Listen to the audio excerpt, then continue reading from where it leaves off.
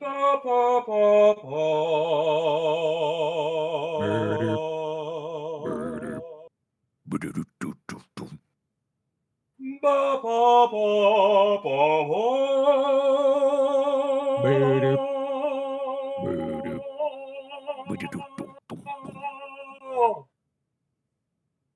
Ba, ba, ba, ba, ba, ba. Three guys and a bear. Wonder if Rob's neighbors ever question the sounds that come from his apartment. And here's Coach Grandor.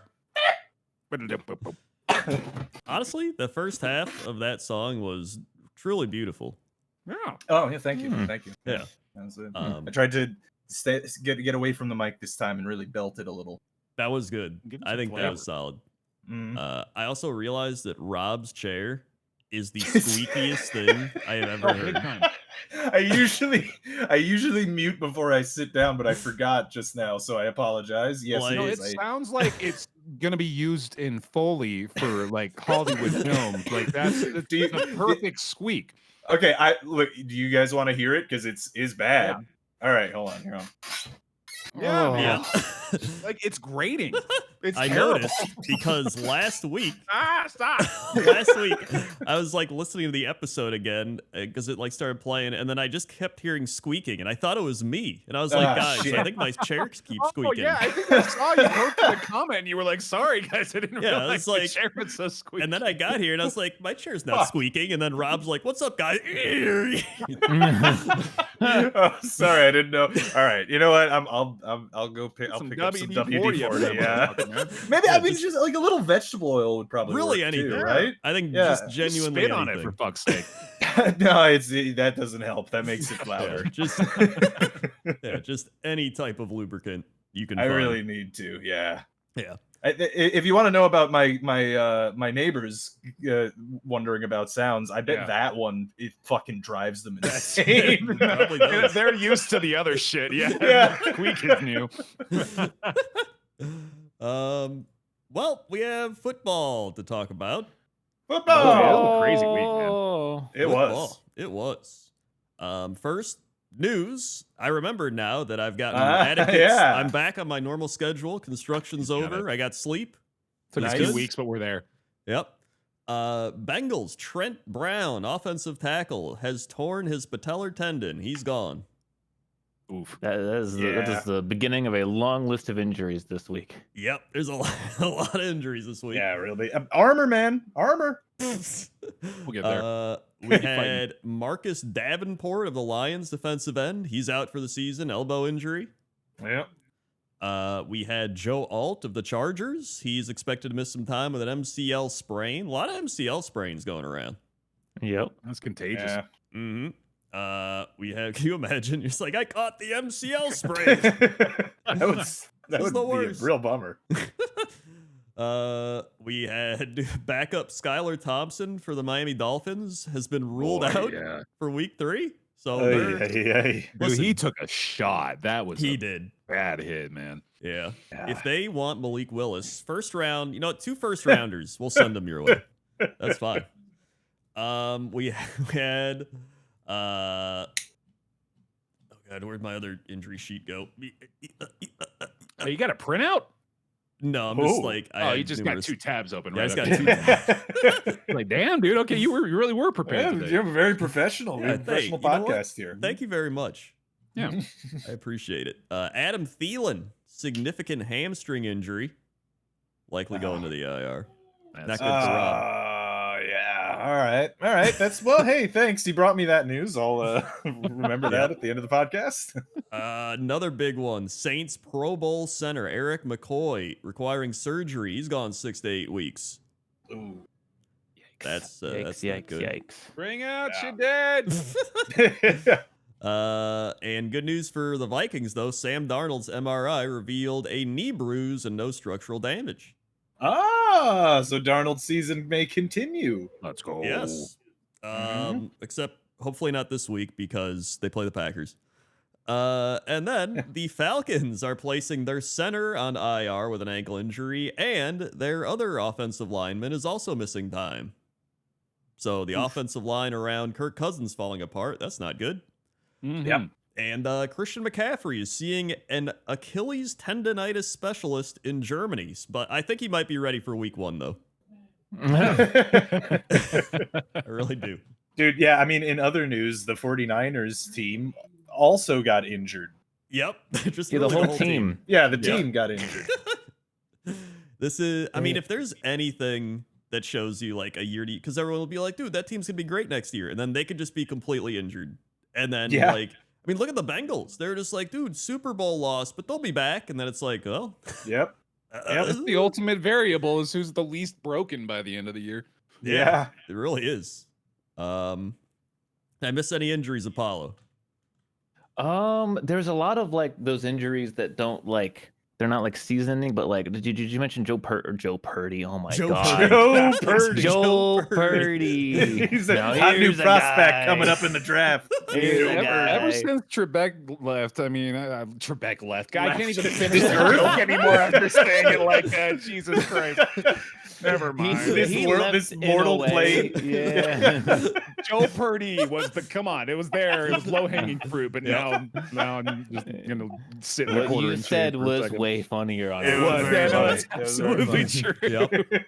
Anyway, no, Brock Purdy. He had like a back injury. Did we mention that? Right. Well, I don't think we mentioned it specifically. Yeah. Yep. He had like some kind of back injury, but he's gonna play. But like, those are the injuries you kind of go like, ooh, is he gonna be okay? Because like, affect him. Yeah, because like Baker Mayfield had a shoulder injury forever that everyone's just like, oh, he'll play, he'll be fine. Then he really wasn't fine the whole season, and we all know how that ended. That's the classic. People are like, why is he not playing? And then he plays like he sucks. It's like, okay, pick one. Because the same thing happened with the Chargers, where we don't really need to talk about it during the Chargers Steelers game review, but Herbert was injured. Like he was injured, and they played him anyway. And surprise, surprise, he re-injured himself and had to leave the game. Like, what do you expect, man? Like, see, I do feel bad for him too, because I mean, he's currently playing on 1.119 million. Oh, yeah. You're just like listing numbers, like he's playing on a number. He got a contract, didn't he? No, not according to Over the Cap. He's got here, I'll post it in I could have sworn they signed him to a deal. Yeah, well, I mean, I don't know. Maybe Over the Cap could be wrong, but it is on here. He's Brock Purdy. He was talking about Justin Herbert. Yeah. Sorry. Yeah, this is Herbert who got re-injured. I was gonna say. Oh, sorry. Yeah. No, yeah. Point still good. Yeah, it sucks that like the Niners. I mean, God, it's like everyone. It's everyone, and then. This is a bit of a fantasy anecdote, but like Brandon Ayuk, I was told all week was like, supposed to step up. Deebo Samuel's out. George Kittle's out. CMC's out. They're all out. Ayuk, you just got your bag. You got paid. Let's see it. And then like 4 catches for like 40 yards or something? Yep. Yeah. And it's like, oh, maybe you shouldn't have got paid. I'm kind of happy we just pay you now. Jesus Christ, man. That's why I brought up Purdy's contract, is because like he's supposed to get paid. So if he's injured this year and say hypothetically he has a shitty season, that's going to affect his bottom line when he finally gets I think the Niners from the NFL are looking down the barrel of a nightmare situation. You have to pay Purdy next year. You just paid Ayuk. You're going to lose Deebo. Like, it's all fucked. Like, I mean, they do still have the most cap space, but there is going to be quite a bit more than what they've got ready. Yeah. That's only because they are not paying Purdy, right? Like mostly because they're not paying Purdy. It's psychotic for a team with all of the best players everywhere to not have, or to have the most cap space. It's like the most by a bit too, isn't it? I can't remember what the actual was. Which is why I'm like, it has to all come crashing down, right? Like it has to. Yeah. Let's see. 2024 cap space. Yeah. They've got at 56 mil, and then the next is the Browns at 45, and then it just keeps going down from there. That's well, it's also the 49ers defensive line is falling apart. Like they lost Javon Kinlaw to the Jets, then Arik Armstead. Now they have Javon Hargrave is gone for the season with a torn tricep. So like their whole front line is getting obliterated as well. Like it's not looking good. Yeah, and the team is 1-2, and you have the 3-0 Seahawks staring at them like, "Hi guys!" Like, yeah. Even the Rams are doing better than them. They just beat them. with their whole team being dead as well. Yeah, that's true. Actually, we should talk about this later, but yeah. I did see well, that. It's injury anecdotes, you know. Yeah, true. The two first picks from the Rams defensively are like two of their best players. So they actually have really good rookies performing right now. Oh, I got a lot to talk about, dude. I love me some rookies. I'd like our rookies to play. Although I'm really not complaining about this week, if I'm being honest. Finally, one step at a time. Yeah. Here's an Apollo one. We have Steelers Troy Fatanu out indefinitely. Yes, he was placed on IR as well. So this was the issue. I mean, he had injury concerns going into the draft, which is why he fell a bit and why the Steelers were able to pick him up. And sure enough, this is why injury concerns are kind of a big deal, because there just seems to be some players who, like, you think about it, injuries should be a little random, you know? Like, there shouldn't really be a thing such as, like, injury concerns, but it just seems like certain players play in a way that gets themselves hurt in every position. Like, we see it with quarterbacks, with Tua, we see it with offensive line. Sorry, I said that in a Huck Tua-ish way, and I apologize. I didn't mean to do that. But it just seems like some players don't know how to not keep their feetsies and kneesies okay, you know? Yeah, and then there's some players that just never get hurt. Like, you look like Frank Gore or something. Dude's like playing every year. Like, no, you're like, all right. Yeah, because the Steelers, the injuries are piling up for them right now too. Highsmith is going to be out for like 3 weeks now, 4 weeks, which is not great. Yeah. Our really good, promising cornerback Trice just got placed on the IR as well. I think both Najee and Warren are also injured. I don't know if they're not going to play injured, but they're like injured. So injuries are fun. I like injuries. They're cool. Very cool. We call it the news segment when it's almost entirely just the injury segment. Yeah. Usually. That's pretty much the only NFL news. I mean, other than like drama shit. And I don't think there was any. Was there any drama shit? It's just stuff being like, Jaguars say they're bad and need to fix something. Like, right. Cool. We know.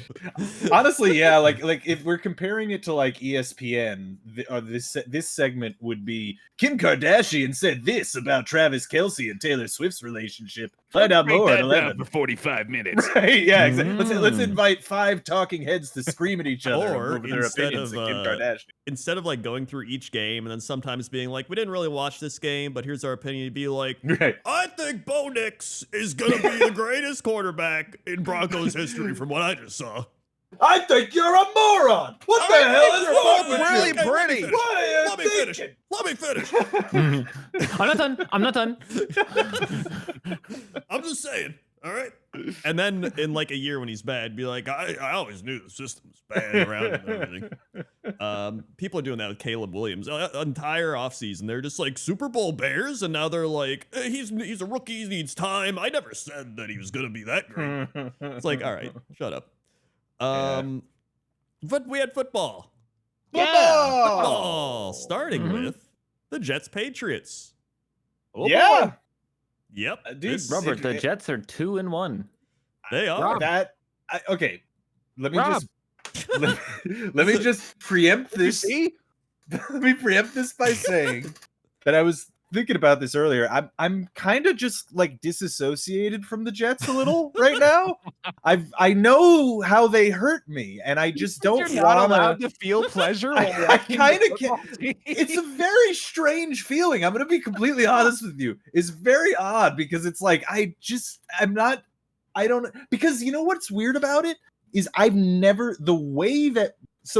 the Jets be pretty good before, you know, not good, but pretty good, right?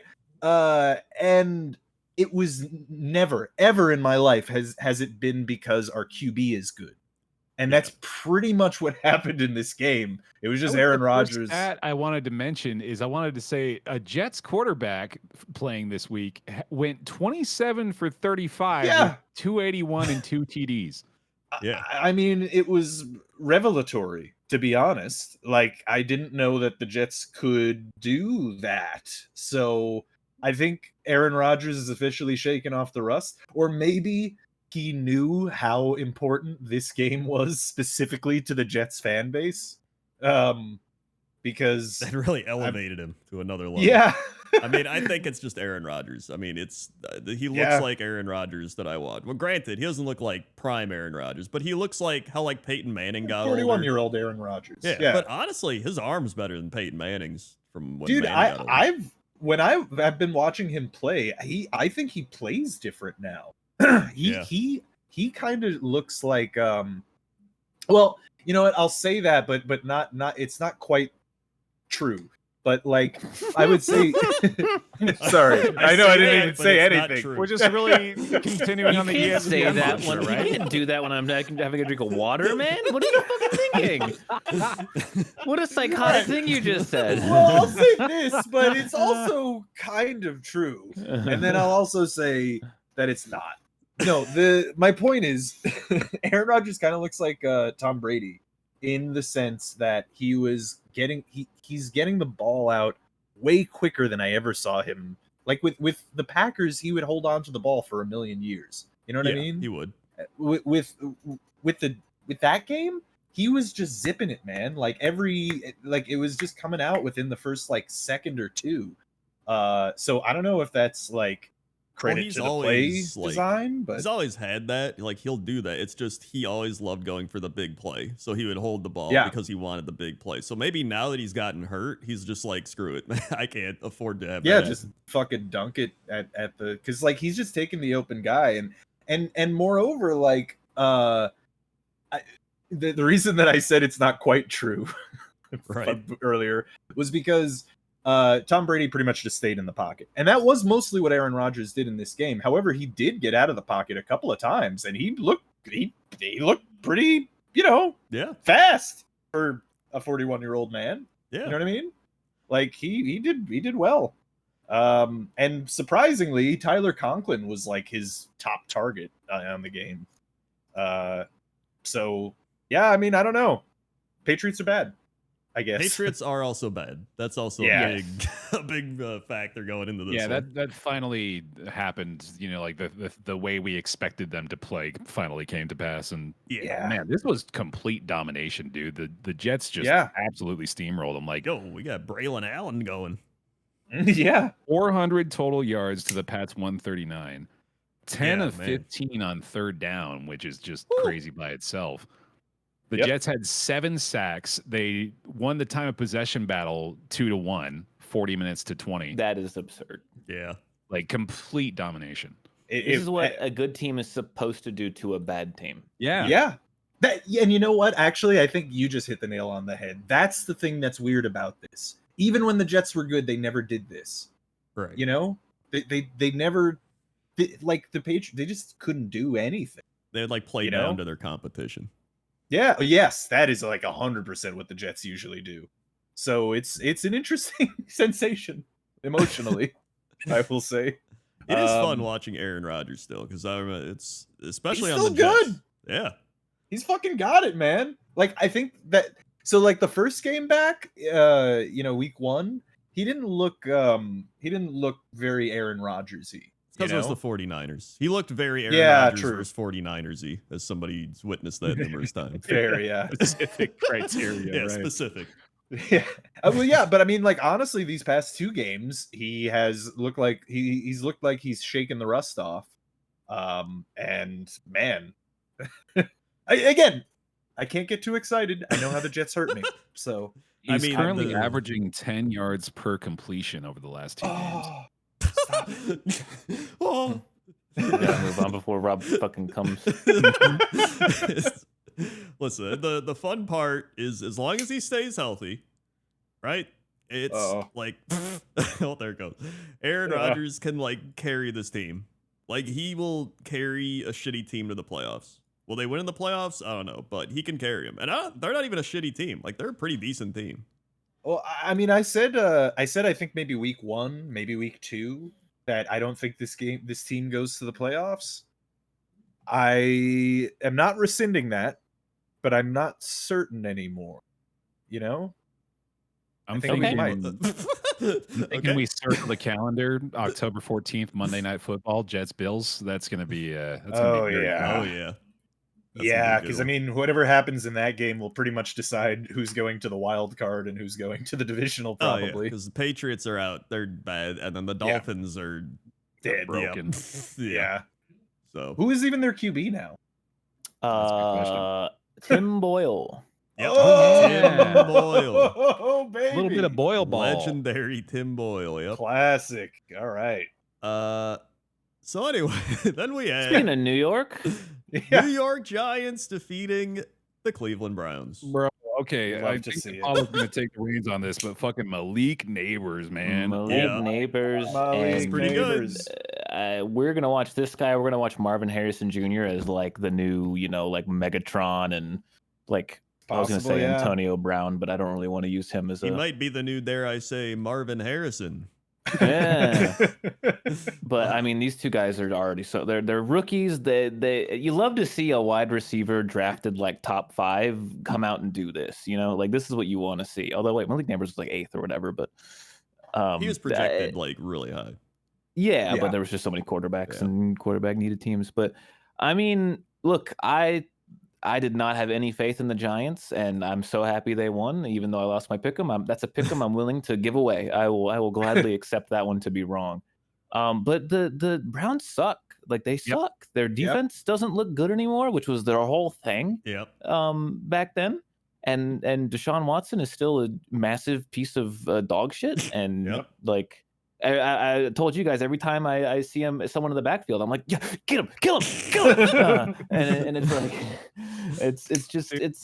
There was a phenomenal tweet about Watson after the game this week that he is leading the all-time, or in the last like 25 years or something. This is the worst statistical offense the Cleveland Browns have. That's ever amazing. had.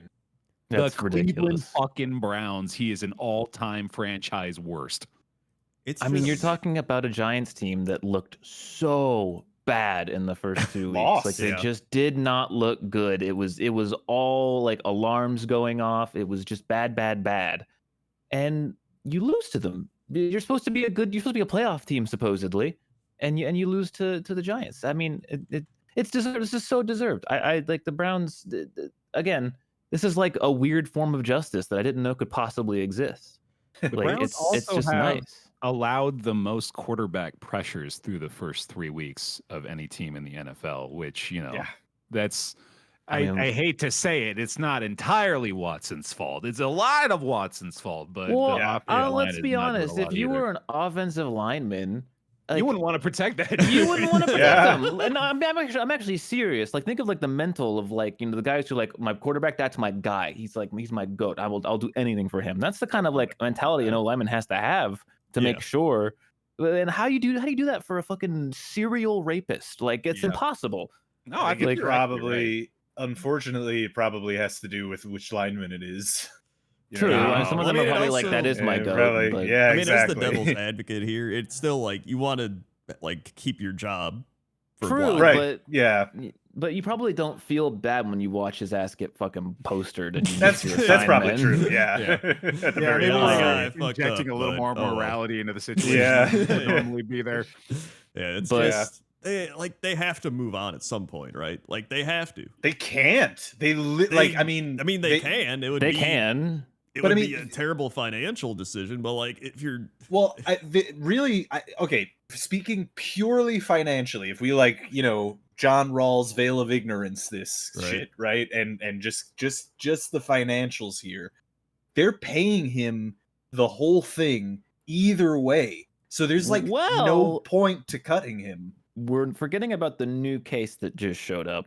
Well, that's if they can do that, but they are definitely going to try to get out of it. But I will say though, and this is what's probably if they do try to do that, then almost certainly the players' union is going to get involved. It's going to be a nasty fight. Exactly, and it's gonna look really bad on the players' union too. But in this case, it would be them protecting the contract rights of the NFL players, because that would be what's at issue here, is that they're trying to kind of skirt around the contract language to void the rest of his years.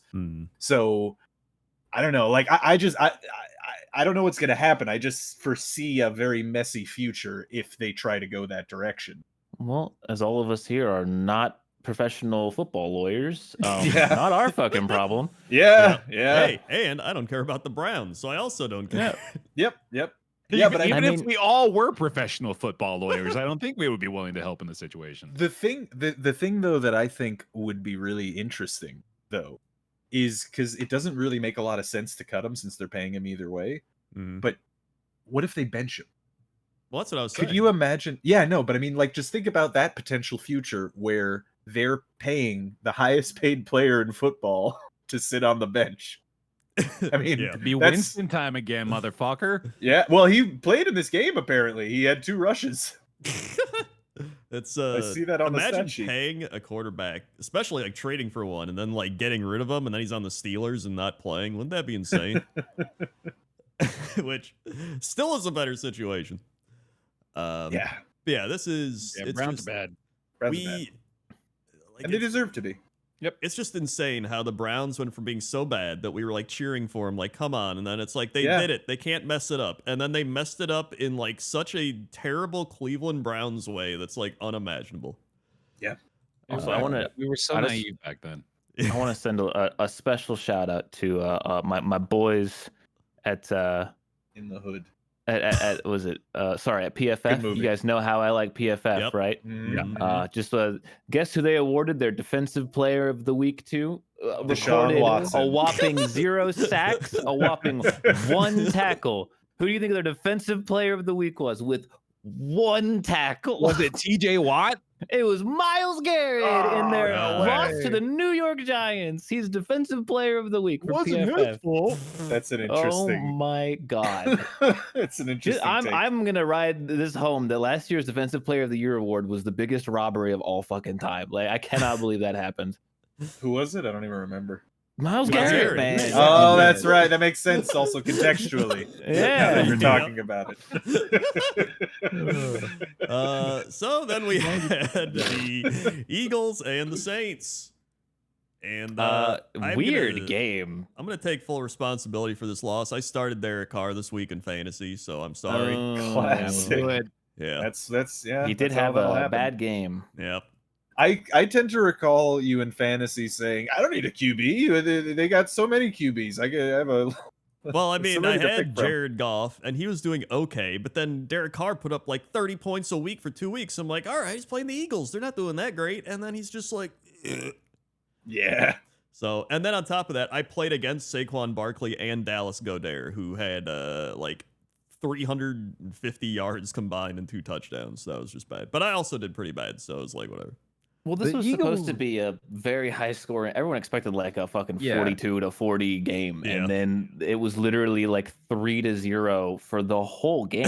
Yeah. Like, Well, the It was- Eagles should have scored like 25 or 30 points in this game. They had a couple of critical turnovers that like pretty much cost them touchdowns. They had 460 total yards. Like they really played a lot better than 15-12, but they just scoring horrible.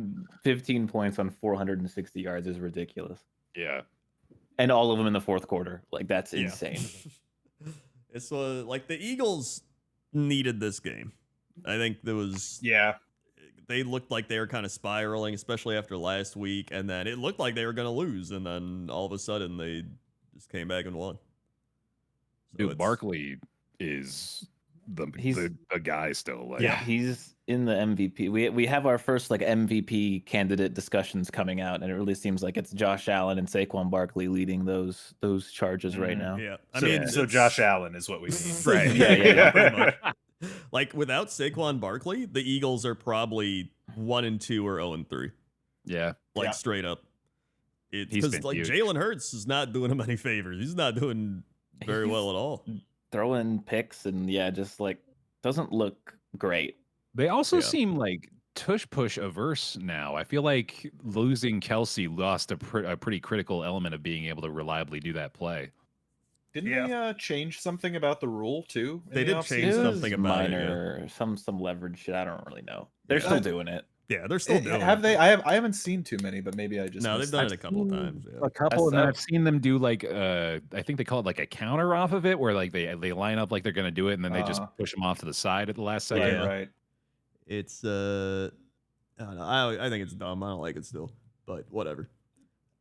Either way, listen. The Saints needed to come back down a bit too. They were riding a little too high. That's why I picked the Eagles. Is like I was like, there's no way this Saints offense continues to do this. Like, it's if just they gotta scored have 40 again against this Eagles team, we'd be like, okay, this is all of a sudden, like the best team in the fucking league. I don't know. That would be cool. But hey, speaking of almost scoring 40, the Minnesota Vikings. Oh, speaking of maybe being The one Texans. of the best teams in the league out of nowhere, what Darnold the fuck, dude? season. I'm not ready for this. It is becoming an indictment on the Jets organization that their QBs continue now to leave their organization and become great quarterbacks for other teams. Like, I'm telling you, but like flourish, man. Like, I'm telling you, we're a QB factory, and you know how we're a unique QB factory. The reason our QBs do well elsewhere is because they're treated so poorly at the Jets organization that they're like, no, fuck that, fuck these people. I'm gonna go throw the ball. Yeah. And then the Jets are like, we don't have quarterbacks. And then we just give you our like 40-year-old quarterbacks to be like, let me run your offense. I mean, the Vikings look good. They're not just winning close games and like squeaking out and like fooling us. They look good doing it. Yeah. Like, this is a good team that is a playoff team, essentially. And it's not even a good playoff team. It's not just Justin Jefferson either. I mean, Sammy D, he had 4 TDs, and only one went to JD. Aaron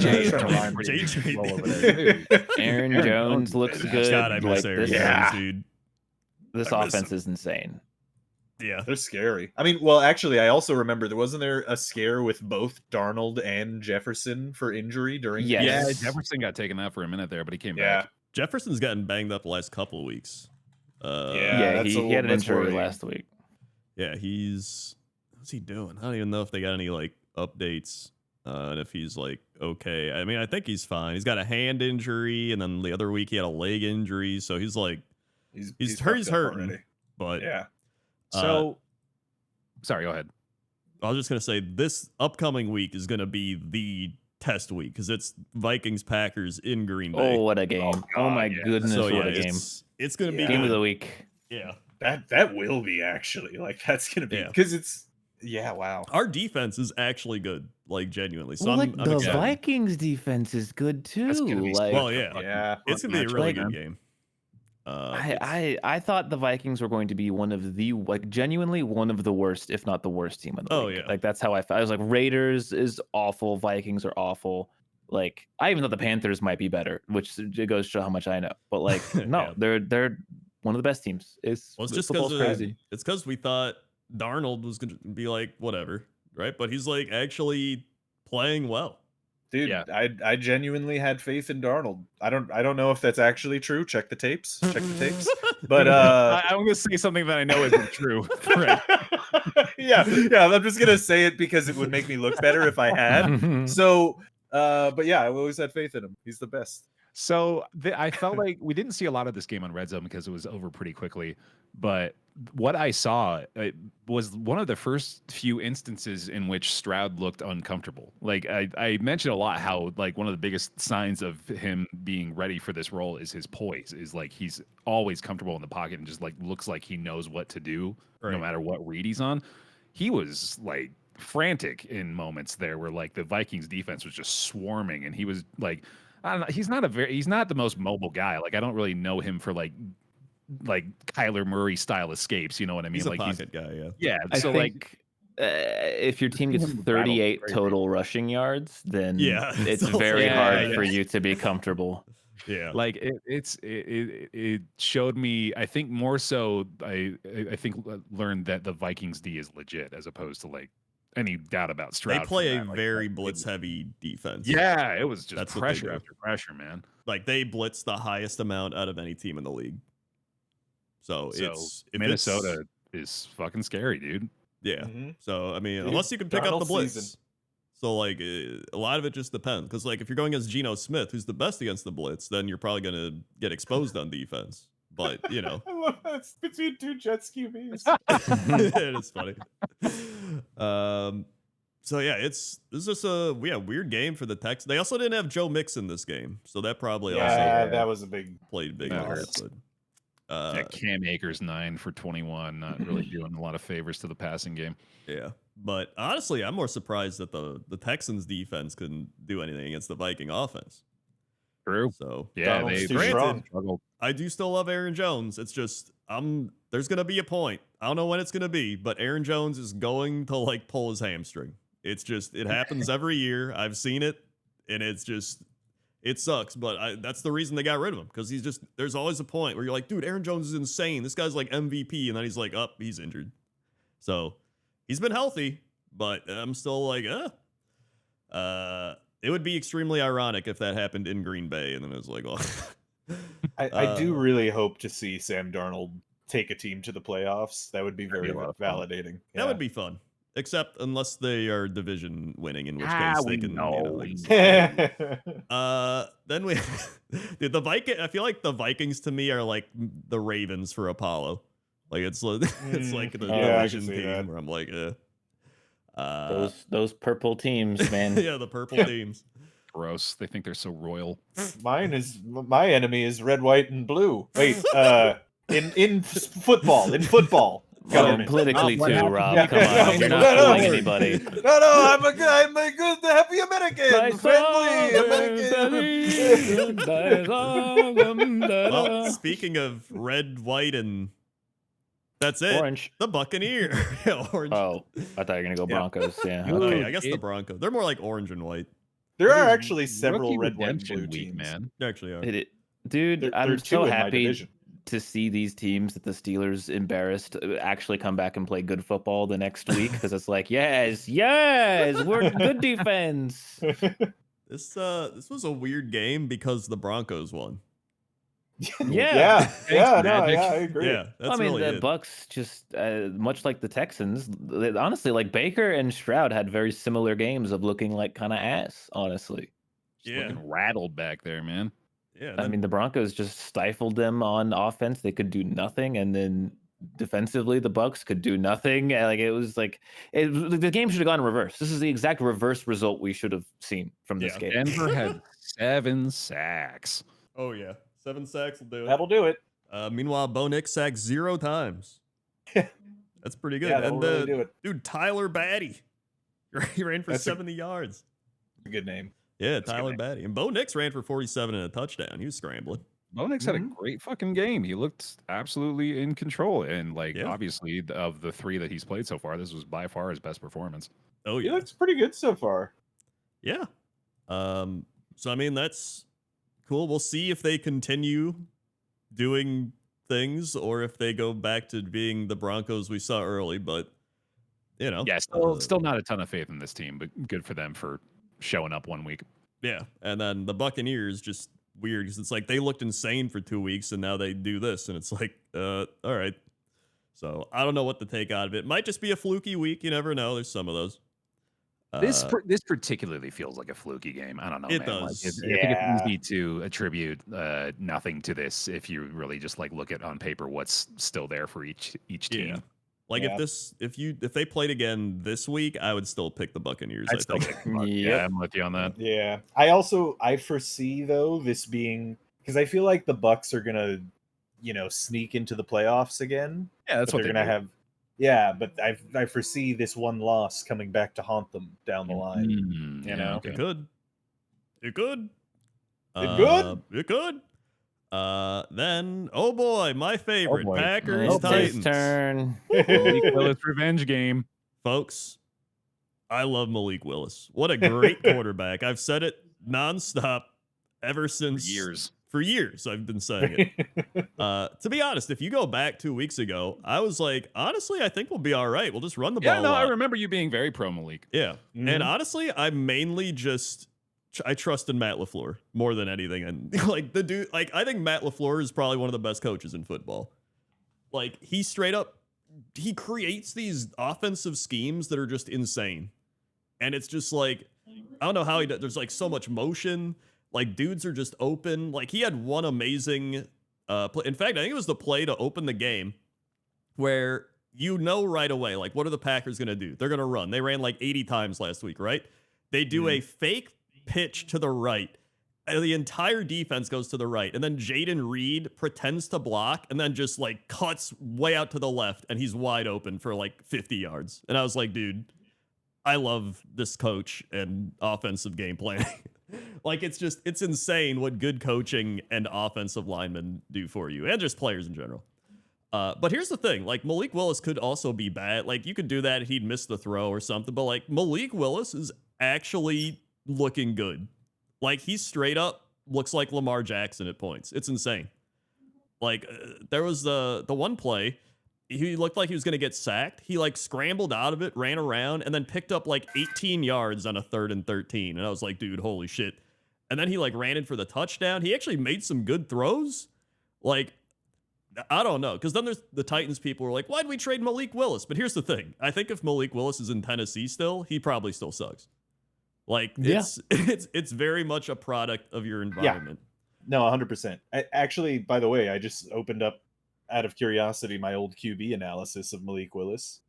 And I said he was a top 10 pick. Look at that. Rob coming in hot. Yeah, but he did end up getting drafted in the 3rd round, so I'm not sure I'm... Well, the thing is, when they drafted him, they're like, this guy's a project quarterback. And then they proceed to throw him out there and go, hey, look, he's bad. And it's like, he's a project quarterback. The project was their team. Yeah. Right. So then they're like, it's year 3, get rid of him. And it's like, okay. And then like the Packers pick him up and they're like, actually, this guy's got like some ability. And what if we like this crazy concept of tailoring the game plan around your quarterback strengths? Isn't that insane? No, run, pass, square peg in the round hole. Make a round hole. Yeah, instead of square peg, round hole. And it's just like, that's just what it is. And so they simplified the playbook. They still do a lot of the things they do, but like, there's so much run pass option. There's, guys are blocking. The thing is like everybody's playing for him too. It was funny because they talked to Christian Watson after the game and he's like, we talked to Malik and we're like, yo, you ready for the revenge game? And he was like, I don't think it's revenge. I'm just happy to be playing. And they were like, nah, dude, we're going to play for you. Like the whole team was just like, yeah, fucking Madden my player character or some shit. Come on, man. Yeah. So, but here's the thing. As fun as the offense has been in Malik Willis, this defense, this is the best defense I've seen the Packers have since like 2010. Like it's genuinely been insane. We had 8 sacks this game. 8 sacks. Yeah, I was going to mention. Yeah, 4 or 5 of those might have been Will Levis's fault more than anything. Well, I mean, yeah. But here's the thing. Okay, we say that. Last year, if we had Joe Barry coaching this shit, Will Levis probably would have put up like 3 TDs and like ran for 200 yards. So it's like, it's kind of like what Rob said earlier, where you just expect like to play down, but instead we're just like beating the shit out of everybody. We're like, dude, this is awesome. Like the stat was last year we had 7 interceptions, like the entire season. We now have 8 in 3 games. Like we're blitzing more. We just play better coverage. Also, thank you Giants for Xavier McKinney. This dude's insane. Like maybe the best safety or one of the best safeties in football. He's allowed 0 catches statistically and has 3 interceptions. Like just like insane. That's why I'm really excited to watch the Packer Vikings, because I think it's going to be like genuinely a good game because of the defense. So yeah, overall, I mean, this is about as good as you can ask from a backup quarterback. Like Malik Willis comes in, he made like no mistakes. And that's what your backup quarterback should do, is come in, make no mistakes, and just like try to play to win you the game by like not turning the ball over. Dude, honestly, I think that's even underselling him a little bit. He kind of balled out. Yeah. Like he didn't put up like 5 touchdowns or anything. It was only 2, and he didn't throw all that much, but he was efficient in his That's the thing. It's like he is efficient, which he's better than I expected him to be. And I was already huffing hopium for him, and I'm still like impressed. So yeah, genuinely, what I'm hoping is that going forward, Love comes back, but I think they're gonna do some like weird kind of wildcat substitutions where they bring in Malik Willis and just kind of You know, like they'll be like, all right, the Packers are rolling. Then also it's like, oh, here comes the Malik Willis package. And they do like some run pass options, like crazy sweeps and stuff just to confuse them. Like I can see him doing that. Well, actually, I wanted to ask you a question that maybe right. You haven't thought about. How well does Malik Willis have to do before you start thinking about Jordan Love in that situation? You don't. At all? Like, No. what if he starts like putting up 5 TDs a game? Okay, if he starts putting up 5 TDs a game, then sure. But like, this is more Malik Willis is doing well enough that you can let Jordan Love kind of come back at his own pace, so he's not Justin Herbert. You're right. Right. So like, there's no worry anymore. It's just like, yeah, just roll with Willis until Love's like very ready. But like, when Love's ready, the dude still threw like 30 touchdowns and 3 interceptions second half of last year. Like Yeah, no, that's why I thought it was an interesting question, because he's like, Jordan Love's clearly good. Like you don't, I wouldn't want to move away from him. Yeah. But like Malik Willis is making a case to no longer be on the Packers next year because someone else is going to pick him up as a starter. Yeah. I mean, if he keeps playing like this, he's going to get a starter job. Yeah, 100%. Yeah, it's like, and I mean, we gave up a seventh rounder for him. Yeah. Like, oh, who would do such a thing to get a potential starting caliber quarterback?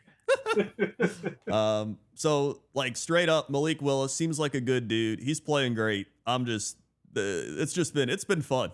I went from being like season's over after week 1 to being like, woo, like right back on the fun train. So I don't even like, even if he plays against the Vikings this week, I'm a little more worried because I think the blitz would probably get to him. So they say Jordan Love probably comes back this week, and I think they probably need him to come back. But I still, like I said, I wouldn't mind if they do some packages with Malik Willis. And then, you know, that'd be cool. if they need him to come back in, it's like, all right, cool. He's got even more experience in the system. So and then the Titans look like absolute garbage. Yep. Like real bad.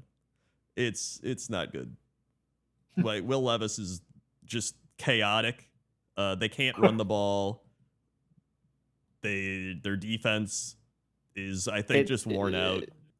Enjoy competing for the number 1 overall pick, Titans. That is you are delegated to that now. Yeah, they could. Have they ever had the first overall pick, the Titans? I don't think so. Yeah, because they're not like that old. Yeah. Well, they were the Oilers, so I mean, it's not like they're. New. Well, yeah. I guess if you count them in their years, that's fair. They I mean, hey, they can get Shadur Sanders. There you go. Yeah. He's a quarterback. I don't know any prospects. Oh, well, he's really? Deion Sanders' kid with Colorado. Oh, and he's a QB? Yeah. Oh man. So okay. he's definitely going number 1 next year. And then Arch Manning right after that. Who's going to pick up? Is he in the same draft class? I think Arch Manning's 2 years. Okay. So, either way, I'm having a great time. Speaking of having a great time, the Bears are not, which I love. So, Colts Bears. This game sucked. It was so bad. It was a race to the bottom. Both teams tried so hard to lose. It's insane. Yeah. I kept having my multi-screen up to see this game, and it was like, the Colts kept trying to give the Bears this game. They were like, really, just take it. It was like watching the Titans Bears all over again. Except this time the Bears were just like, how do we win? And they're like, I don't know. Like, dude, the Bears are a disaster. Like, they can't block. Maybe like top 5 worst O-lines in football. They can't run the ball. Like, people were like, they should have been running the ball against the Colts. The Colts give up like 800 yards in the last 2 weeks. Well, they tried. They couldn't do it. Like, DeAndre Swift is bad. The dude was I think DeAndre Swift just ran behind the Eagles O-line, so he looked insane. And then he's not Saquon Barkley or something, so he's just getting shut down. They ran Roshan Johnson, who I think is like their best running back, but like they barely use him for some reason. I don't know why. Caleb Williams threw 52 times. Ugh. And Caleb Williams has thrown the 2nd most passes in the NFL behind Dak Prescott. Like, that's not a good stat. It's such a bad stat to have. And on top of that, he's thrown the 2nd most passes, but he's not even in the top 10 for passing yards. Oh. Like, the Bears coaching staff is just abysmal. Like it's Jets tier with like a defensive head coach that doesn't know what he's doing. They brought in Shane Waldron from the Seahawks, who Jackson Smith-Njigba was like laughing at when they asked about Shane Waldron. They're like, "What do you think of him?" And he was like, "Oh boy." Like he literally laughed, and now the Bears brought that guy in, and turns out I see why he's laughing now, because he just doesn't know what he's doing. It's Keenan Allen. They traded the 4th round pick for, which was like good, but then they forgot he's like 34 years old and doesn't play because he's hurt all the time. And it's just DJ Moore looks like he's about to like walk off the field in frustration. Like this is what I meant by the Bears are like, here's your generational quarterback, and I'm like, dude, they're gonna ruin him. Like straight up. Yeah, I genuinely thought this year would be different for them, and it's spectacular how bad it already is. Like it's I feels like this team's 0-3. I look at their score, they're 1-2. I'm like, what? Like, no, you're 0-3, aren't you? Like it feels like it. I mean, what is this team's fucking identity right now, man? Like what are they supposed to do? Yeah. This is why I remember last year being like, oh, they're not gonna fire Matt Eberflus, huh? They're going to keep him. And now I'm over here like, I kind of was right about that. Why didn't they? Because he was bad. Like we all kind of got tricked into thinking he wasn't bad, but he's actually bad. Yeah. And this is like, they've done this 2 other times.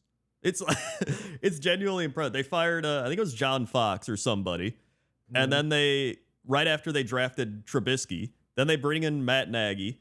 And then Matt Nagy's bad. And then Justin Fields comes in and they're like, all right, get rid of him. And then they hire Eberflus, and now it's like, all right, Caleb Williams struggling. Let's fire Eberflus. Then they're bringing somebody else, and it's just like the patterns are there because the management is bad, and it's just like it all trickles down. You have like terrible management that just hires coaching because they're like, I like this guy. He's pretty cool. And it's like, oh, are they good at strategizing or like developing game plans or growing quarterbacks? And they're like, no, I like him because he's friendly.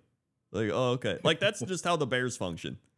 And it's like at some point, I do feel bad for Bears fans, but as a division rival, I also don't, and I laugh at them. But I get it. Because, like, I look at Caleb Williams, and he's just, like, he has the talent.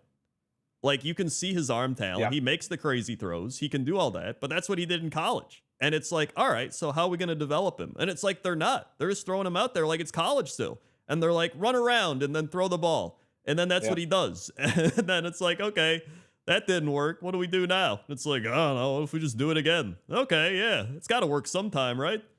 Like, it feels like so many organizations are, they like pick QBs in the hope that they're like Mahomes or, God, what's his name right now? Lamar Jackson. Right. And just going to come or even CJ Stroud just going to come and blow things up. But it's like, yeah, that would be nice, but most guys aren't going to be that. They're going to be, kids, very talented and skilled kids that need help. They need training, Well, there's like, just look at like, okay, everyone's always like Patrick Mahomes. Like Patrick Mahomes had Andy Reid, one of the greatest offensive minds in NFL history. So, like, I would say that helped quite a bit. Just throwing that one out there.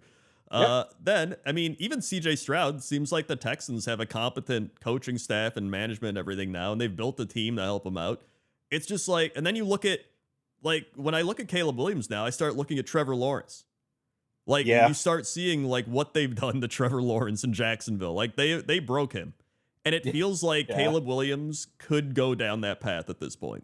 Like, if they don't start fixing things, like, he's just going to be Trevor Lawrence. Like, it's crazy how I had a conversation with someone in chat today. People who do not realize how important coaching is. It's it might be the most important thing. Like, not the one coach, but all of it cohesively together. All of your coordinators, all of your positional coaches, that whole squad. Their job is to get the best out of the players, because no matter how good any one person is at something, having a bunch of other people help you will bring you to your maximum potential. Like, humans just do good when working together. That's how the species works. So, like, it's crazy that people don't realize how important this shit is, and how they're so willing to just accept mediocrity or a bad coach because they're scared to look for a new one, or I don't know. I don't know what the reasons are, but this shit has got to stop. Like, I don't know. People are like, Well, oh, you it's got a to give the hard coach. pool to pull from, in fairness. True, like but said. there's also a lot of like, well, you got to give a coach time. You know, they need time. They have had time. If you have a whole, like, I'm gonna be honest, like a whole football year, the off season, the mental prep, the season itself. If you come in and your coaching looks bad, you should be on the clock immediately. Like that whole next season that you may or may not play, every decision you get should be scrutinized because you have had one season you looked bad. And I'm tired of like being like, oh, they had bad players, or the team's bad. Well, no, we've seen coaches that are good take bad teams and make them either mediocre or good. And we've seen coaches take mediocre teams and make them great. Like it can happen. And so I want more blame on the coaches. I generally do. Like I think the players should be blamed a little bit less. Sometimes players do suck, but coaching can make a good player shit. To build on your point. Oh, sorry, go on. No, I was pretty much done. I was going to say, to build on your point, we've also seen, especially in the past like 10-ish years, coaches who actually don't even find necessarily early success. Guys like Dan Campbell or Kyle Shanahan. Kyle Shanahan especially at the Niners, where their teams, I mean, I think he had a couple of like 4-win teams, didn't he? In the early days. So. But pretty much everybody could tell that the coaching was actually good. It's just like there was a bunch of weird there was just a bunch of like injury shit that would keep happening to them, and they were just seemingly cursed. But like, you know, you would see the players like quote unquote no name players, right? Like players who aren't like naturally super gifted, just like blowing up the stat sheet every week, and you know, you could tell that's just good coaching. Well, I think the Lions specifically just had a very volatile, and they still have a very volatile play style. Like when they win, they win, and when they lose, they lose. Yeah. It's, I mean, you can see it all over the league. I mean, even I would just talk about like Malik Willis. Malik Willis looked like one of the worst football players you've ever seen in Tennessee, and then he comes to Green Bay and he looks like Lamar Jackson. So it's like that didn't just happen overnight. He didn't just learn how to play quarterback. I'm like, wow, he figured it out. Like that is 100% coaching. Like, and it's. I mean, you could even look at playoff game. Like, look at last year. You watched the Packers Cowboys. That was like a coaching. The contrast in coaching was insane. You could tell the Cowboys came in with Mike McCarthy, and they were like, "Here's our mojo moment." And then meanwhile, the Packers had like a real game plan, and they're like, "Oh God." Yeah. Mike McCarthy is a great example of a bad coach bringing down a good team. I've been saying it forever. Every year I'm back being like, why is this still a thing that's allowed to happen? Yeah. Like it's crazy. Like Dallas, maybe not so much as this year, but like the last couple of years, they've had a really good squad of players, and they have just failed spectacularly with those players. Yeah. I will say, as a fan of a team that has not had good coaching for a very long time. Yep. And in fact, I think we still don't. Yep. I think we just have Aaron Rodgers, which is nice. Yep. It's really fucking hard to find a good coach. Not to say that the Jets are realistically trying, but, you know, it's tough, man. Like, I wanted the Jets to go after Jim Harbaugh because he's, like, the only one that was like kind of waiting in the wings as a guy who you knew was good. He just wasn't coaching in the NFL. But I don't even like who do we have any names that we could come to think of right now that are like, you know, lurking legends kind of characters that could I do think it's a player thing. Like you want to look for now that I'm thinking about it. I don't know. Belichick is a little old hat, man. I think there's a reason he didn't get hired.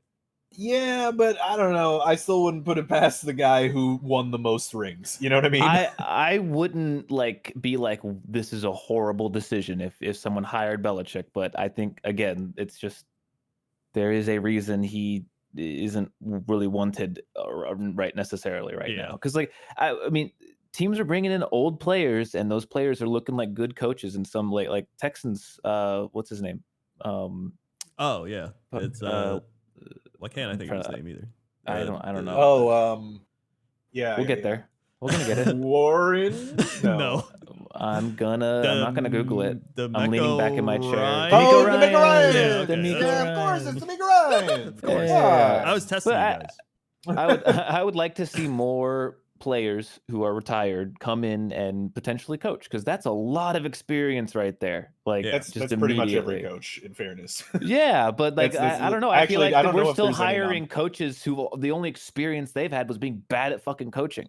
Yeah. They're players that at least I and others have never fucking heard of. Like, do we know what Matt Eberflus, like what team was he on? Do you know? Who did he play for? I have no idea. Yeah. Exactly. All we know about him is how bad of a coaching job he's done so far. So You know, counterpoint though, Jim Harbaugh was the only thing that he did in the NFL was back up Peyton Manning. I mean, a True. lot of backup quarterbacks end up being really good coaches. Like a lot of times, the quarterbacks that are like really smart and stuff they just don't have the arm talent or like the ability. Yeah. So it's And also, I don't think like guys like Andy Reid were anything special when they played in the league. No. Like I don't think. True. What Well, did he even I'm do? more talking about not like to me, it's more like here. Let's hire this guy. He's coached before, but he's never really done a great job. He's just done the job already. That's what Right. pisses me off. like Joe Barry. Yeah, if you hire someone and like this guy's never coached before, but he might be good, and he ends up being bad, I won't be upset at that. I'll be like, well, you tried someone new and it didn't work, so now try someone else. Like, if you hire agree. someone who you just know is probably going to be bad, why are you wasting everyone's time? Yeah. Well, that's like what's his face, the coach at in Miami, right? Like he's kind of that kind of coach, right? Where he wasn't. Did he even play in the league? I have no idea, but I just know he was a younger, newer guy. So I've always liked Mike McDaniel. Yeah, Mike right? McDaniel. Mike McDaniel. I'm looking up. Yeah. Actually, did Sean McVay play? I believe he was a QB. Maybe I'm wrong. Yeah, I don't actually know. But like even some guys, it's just a lot of it's even like not community, but like culture. Like they clearly build a culture. That's almost what Belichick would do. They're like, oh, it's the Patriot way, right? And then if other people tried to do it, like his coaches, they would suck because they couldn't replicate it the same way he did. And so I think sometimes it's just the culture. Sometimes coaches are more like strategic, like when you have like coordinator guys like Andy Reid or LaFleur or McVay or whatever. But like even Mike Tomlin, he's very much like a culture guy, where it's like, dude, it's the Tomlin way. They're doing things, so he's gonna get you your 8 wins minimum. Yeah, like it's like that's what they do. So to your question, by the way, Mike McDaniel did never play in the NFL. He did play college football. Okay. At Yale. Yeah, I think some guys it's just like they're just good strategy guys, which it seems like it's more common now, honestly, maybe because for years it was pretty much just Belichick. Yeah. He was pretty much the only one that only played college ball. I forget where he played. He played like Navy, I think. I don't know. So, but the main thing here is the Bears are a disaster. Yeah. And it's what I said. I'm like, this team is where quarterbacks go to die, and they're. It's not looking like a great start. You know, Caleb Williams has potential, but they're not really doing anything with it so far. They're just kind of throwing him out there and hoping he figures it out, which is not a great plan. Meanwhile, Anthony Richardson looked okay, and he had a terrible interception. Oh yeah, that was like the worst interception ever. Wasn't Yeah, it? it Like, was real bad. It was bad. And then Jonathan Taylor literally carried them to victory. So that was that game. Anthony Richardson, the one last point. Anthony Richardson, this is basically like an extension of his rookie year, more or less, right? Yeah, because he was injured like week 5. Yeah, and then he was gone less. So yeah, a little bit. Steelers Chargers. Oh baby, did anyone have the Pittsburgh Steelers leading the AFC? Well, not the entire AFC, but 3-0 and leading their division. Nope. No, just me. Yeah, no, I didn't. Did you either. even? No, Yeah. I did not at all. It is insane. I'm shocked. I'm genuinely shocked. Actually, no, we are technically in number 1 in the AFC because of records and all that. So that's very funny. Dude, speaking of coaching, Mike Tomlin, man. Yep. Yeah, I mean, look, you guys know me. I'm probably the most critical of Mike Tomlin. Look, if you are a fan of your own team, you are legally, bindingly required to be critical of your coach. It's just how it works. That's just kind of how it is. Like the things that I don't like that Mike Tomlin does is more like his selection of coordinators and like Rob said with the Jets, his playing down to competition, which has always been. You talk about the Jets doing that, man. The Steelers, if they're not number one, they're number two in doing that. I can't remember the last time I watched the Steelers win a blowout game, dude. I don't know the last time I saw that. But man, I mean, the Steelers just look like like the team. Not like they don't look like the Vikings where you're like, oh my god, this team's insane. But like you're just like every cylinder is pumping right on this team. Like every single part of the machine is doing what it's supposed to do. And it's working, and you're just sitting back going, it's beautiful, you know. The defense is incredible. The offense is looking better and better every week. Like week 1, you're like, ooh, that's not good. Week 2, okay. Week 3, okay. Like it's good. I'm scared because I hate when I start to get that hope of like, are we like a Super Bowl team? What the fuck? I don't want to go there yet. But I don't like. I'm waiting for the party to crash. I'm waiting for that horrible loss where it's like, no, there it is. Our offense got 50 yards and we got fucking smoked by like the Raiders or some shit. Like it'll happen. Is there any word on Russell Wilson, by the way? So here's the deal. I think Russell Wilson. Two possibilities at this point. One, he was hurt. And Fields took his place, and Fields looked good enough that they didn't want to go back to Wilson because Fields was winning. I mean, it's so hard to switch from the quarterback that's winning, regardless of the situation. Because we didn't have a starter. Like Russell Wilson was the starter, but like he just got here, just like Fields did. So it's not like a Malik Willis, Jordan Love thing, right? So that's number 2. Maybe Russell Wilson was never injured. And the staff wanted to go with Fields without making Wilson look bad. Yeah, because that's another option. I don't know which it is. I'm surprised. Like I've been watching a lot of like. You all right? I was trying to do the X-Files theme in the background. Oh, okay. Yeah, it just sounded like. Yeah, it didn't really work. I've been watching a lot of like I've seen Rich Eisen talk about it, some other like commentating people, and people are higher on Fields than I am. People are talking about Fields as if he's the future starter for the Steelers. And believe me, I would be fucking ecstatic if he is that. If he's our guy and he's going to be good enough to take us for the next 5-6 years plus, hell yeah, brother. But I am not there yet. As a Steelers fan, I am not there yet. But he has looked good. Like he's got 1 interception. This was his first interception. It really wasn't even entirely his fault. It was just a tight window throw that got deflected and bounced into the air. Like it wasn't like he threw a bad ball or something.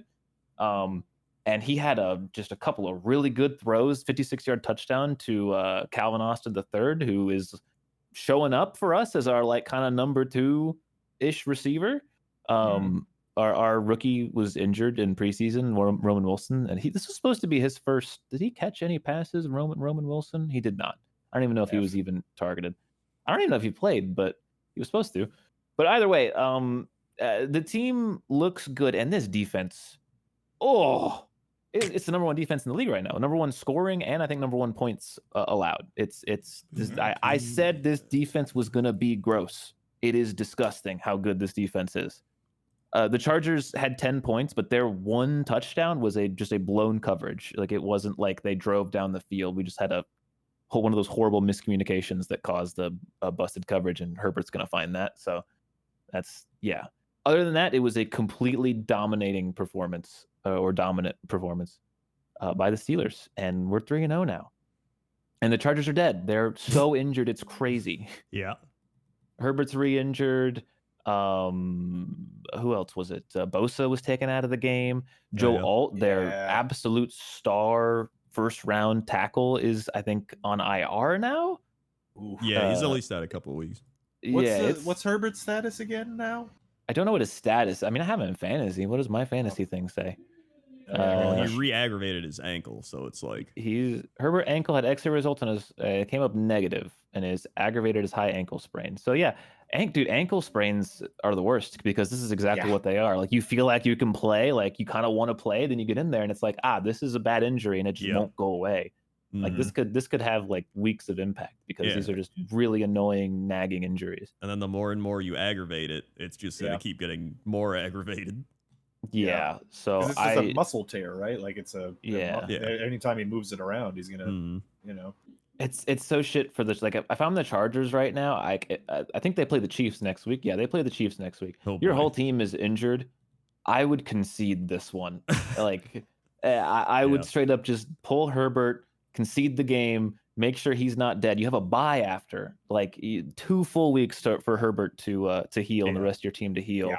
I think you just take the 2-2 because like if you go out and start Herbert and he gets badly injured against KC's really dominating, defensive line, ooh, that's gonna suck when you have a chance to get him healed, basically. Yeah. I don't think Harbaugh would do that because I feel like he's kind of uniquely positioned in that he knows he has at least a year of job security.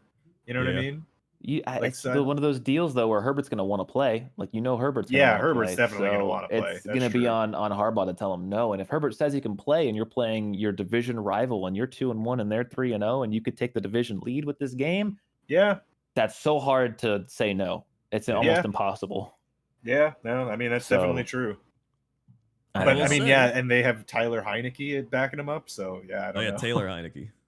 Sorry. Yeah. They do have J.K. Dobbins, who has 310 rushing yards this year. He's the third most in the league behind Saquon and Jordan Mason. The Chargers were the number 1 rushing offense coming into this game, and they rushed for 61 yards. Yeah. That is how good this defense is. If there's anything I'm gonna brag about, it's this damn defense, because holy moly. Yeah. I mean, they only had 40 plays on offense total. The Steelers were 7 of 14 on third down too. Like the Steelers, I still don't like some of the play calling. It's reminding me a little bit too much of last year, where like every first down we're like, pass the ball 2 yards behind the line of scrimmage. Oh no, he got tackled because that play's really obvious, and now it's 2nd and 12. But we're converting third downs, like we're converting 3rd and longs and 3rd and shorts, and it's like, oh, okay, we didn't used to do that. That's good. That's a good change on the offense at least. But please stop every team, not just the Steelers. The Falcons did it too. We'll talk about that. Stop running these shit garbage pitch plays where the play is slow as fucking molasses and everyone can see exactly what you're doing. There's no pre-snap motion. It's not disguised. And then you lose 5 yards because of course you were going to lose 5 yards. Oh my God. That reminded me you saw the Bears play where they were 4th and goal from the 1 and they pitched it and they lost 8 yards. Oh God. That was so one of the worst calls I've seen. If you don't trust your offense to run it either through the middle or through any kind of gap in the O-line, throw the ball. The ball. Just do a throwing play. I'm sorry. Stop being scared. Dude, actually, there's another game coming up where that is a prominent issue that happened late in the game. Yeah, if you do not trust a normal run play, if it is inches or 1 yard to go and you cannot get through the line, pass the ball. Just pass the fucking ball. How easy is it to get a fucking slant route or just a really easy pitch and catch couple yards? Especially if you spend a bunch of money on a QB. Why is it weird that 3rd and 4 is so nice and comfortable, but the 4th and inches sometimes is a fucking nightmare? It's so weird this year. Anyway, Steelers 3-0. Let's go. Let's see how long we can take this. Speaking of 3-0 teams, the Seattle Seahawks beating the banged up Miami Dolphins. I'm not quite still, I think, a Seattle believer yet because Miami was not a team. This was not a team. Yeah. They beat the Patriots in overtime. Cool. And they beat the Broncos by 1 score. So I am I'm a Vikings believer. I'm almost a Steelers believer somehow, which is crazy. But I am not a Seattle Seahawks believer. They play the Lions next week. I will gladly change my tune if they look good in that game. But yeah. 3 easy opponents, and they won 3 times. Good job. I will say only that it is Geno season as well. Yeah, he's got to stop. Okay, he's got to stop throwing these picks. Yeah. He's turning the ball over too much. He's not been on his game since. Well, I mean, he did have one of the weeks was good, right? Wasn't it? I think he did have a pretty good week. One of the weeks. Yeah, I remember he had like 3. It might have been the Bronco week or something. Maybe, yeah.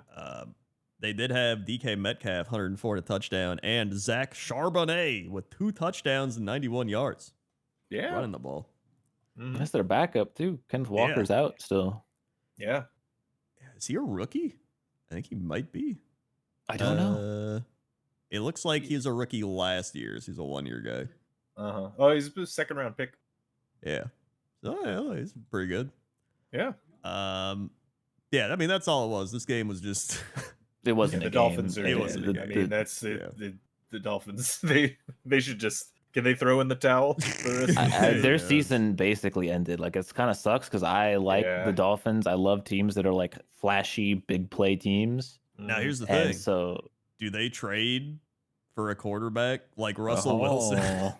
I mean, I think I heard people like saying like go for Wilson or like trade for like Willis. Malik Willis or like, and it's like I don't know if the Steelers would give up Wilson because like that's a great backup to have. Are you kidding me? Russell Wilson is our backup. I mean, that's the thing. Imagine saying that like 5 years ago. Willis. Yeah, it's hard to trade. Like you're gonna have to overpay if you want to get a good backup in the middle of a season. And that if they make that kind of a move, it's a desperation move. That's a keep your job move, you know. So I don't know what's going on with Mike McDaniel. Like I don't know whether he's on the hot seat with the owner or not. But dude, what if they trade for Bryce Mike McDaniel Young? Bryce Young to Miami. Oh no! No! We haven't talked about that game yet. Krendor. Well, it's up next, so here we are. Andy Dalton, MVP. Andy Dalton, 319 yards, 3 touchdowns. Red Rifle. Guys, I think Bryce Young is bad. Flashback to last week, and I was about to pick the Panthers, and you guys were like, "What?" And I was like, "Okay, fine." And then God damn it, man! Like I knew this was gonna happen. This happens every time. I also almost picked the Panthers, but I was like, "There's no." I should have known. Well, I psyched myself out because I said, "Oh, I'm never picking the Panthers again," and I have to go by that logic. And fuck, man, like this was obviously gonna happen. Like we should have known with the Raiders. Well, it was more that like reading. I remember reading people saying like because it was a Bryce Young shit fest. Everyone was trying to take their turn to stamp on his face because of how bad he's been playing. And I saw a stat that was like he's had the best or like the second best pass protection of any quarterback. And he's done as bad as he has had with that. That's crazy. And of course, Andy was going to come in. Like Deontay Johnson is a great wide receiver. Like we all kind of forgot that they have Deontay Johnson. They have Chuba Hubbard, who's really good. Yeah. You know, Adam Thielen got injured, but like Adam Thielen's good. Like this was a decent enough offense that Bryce Young should not have looked as bad as he looked. So in fact, of course, he's young. In fairness, was Rob, he's Bryce Young. And Andy Dalton, you know, he's a very experienced veteran. You know, I think people underestimate him because of the whole Dalton line thing, but like it's really fucking hard. That means top 15 QB. You know what I mean? Like it's hard to be that. I saw some stat. I don't know if anyone else did this after the game, but he was the only quarterback in the league to throw for like 300 yards and 3 touchdowns this year. Yep. It's been a tough passing year so far. Yeah. It's wild. So I mean, listen, watching Andy Dalton come in and do that's got to be like the biggest Bryce Young slander you could have. It looks so like I didn't think it could look any worse, and then this happened, and it's like, is he gonna even play another game again? Yeah, I don't know. Yeah, I mean, like you just roll with Andy Dalton. Like, dude, you're like a game back of the division, and you're like looking like that. It's doomed for him. Like he's not. I don't know if he's ever played another snap for the Panthers unless Dalton gets injured.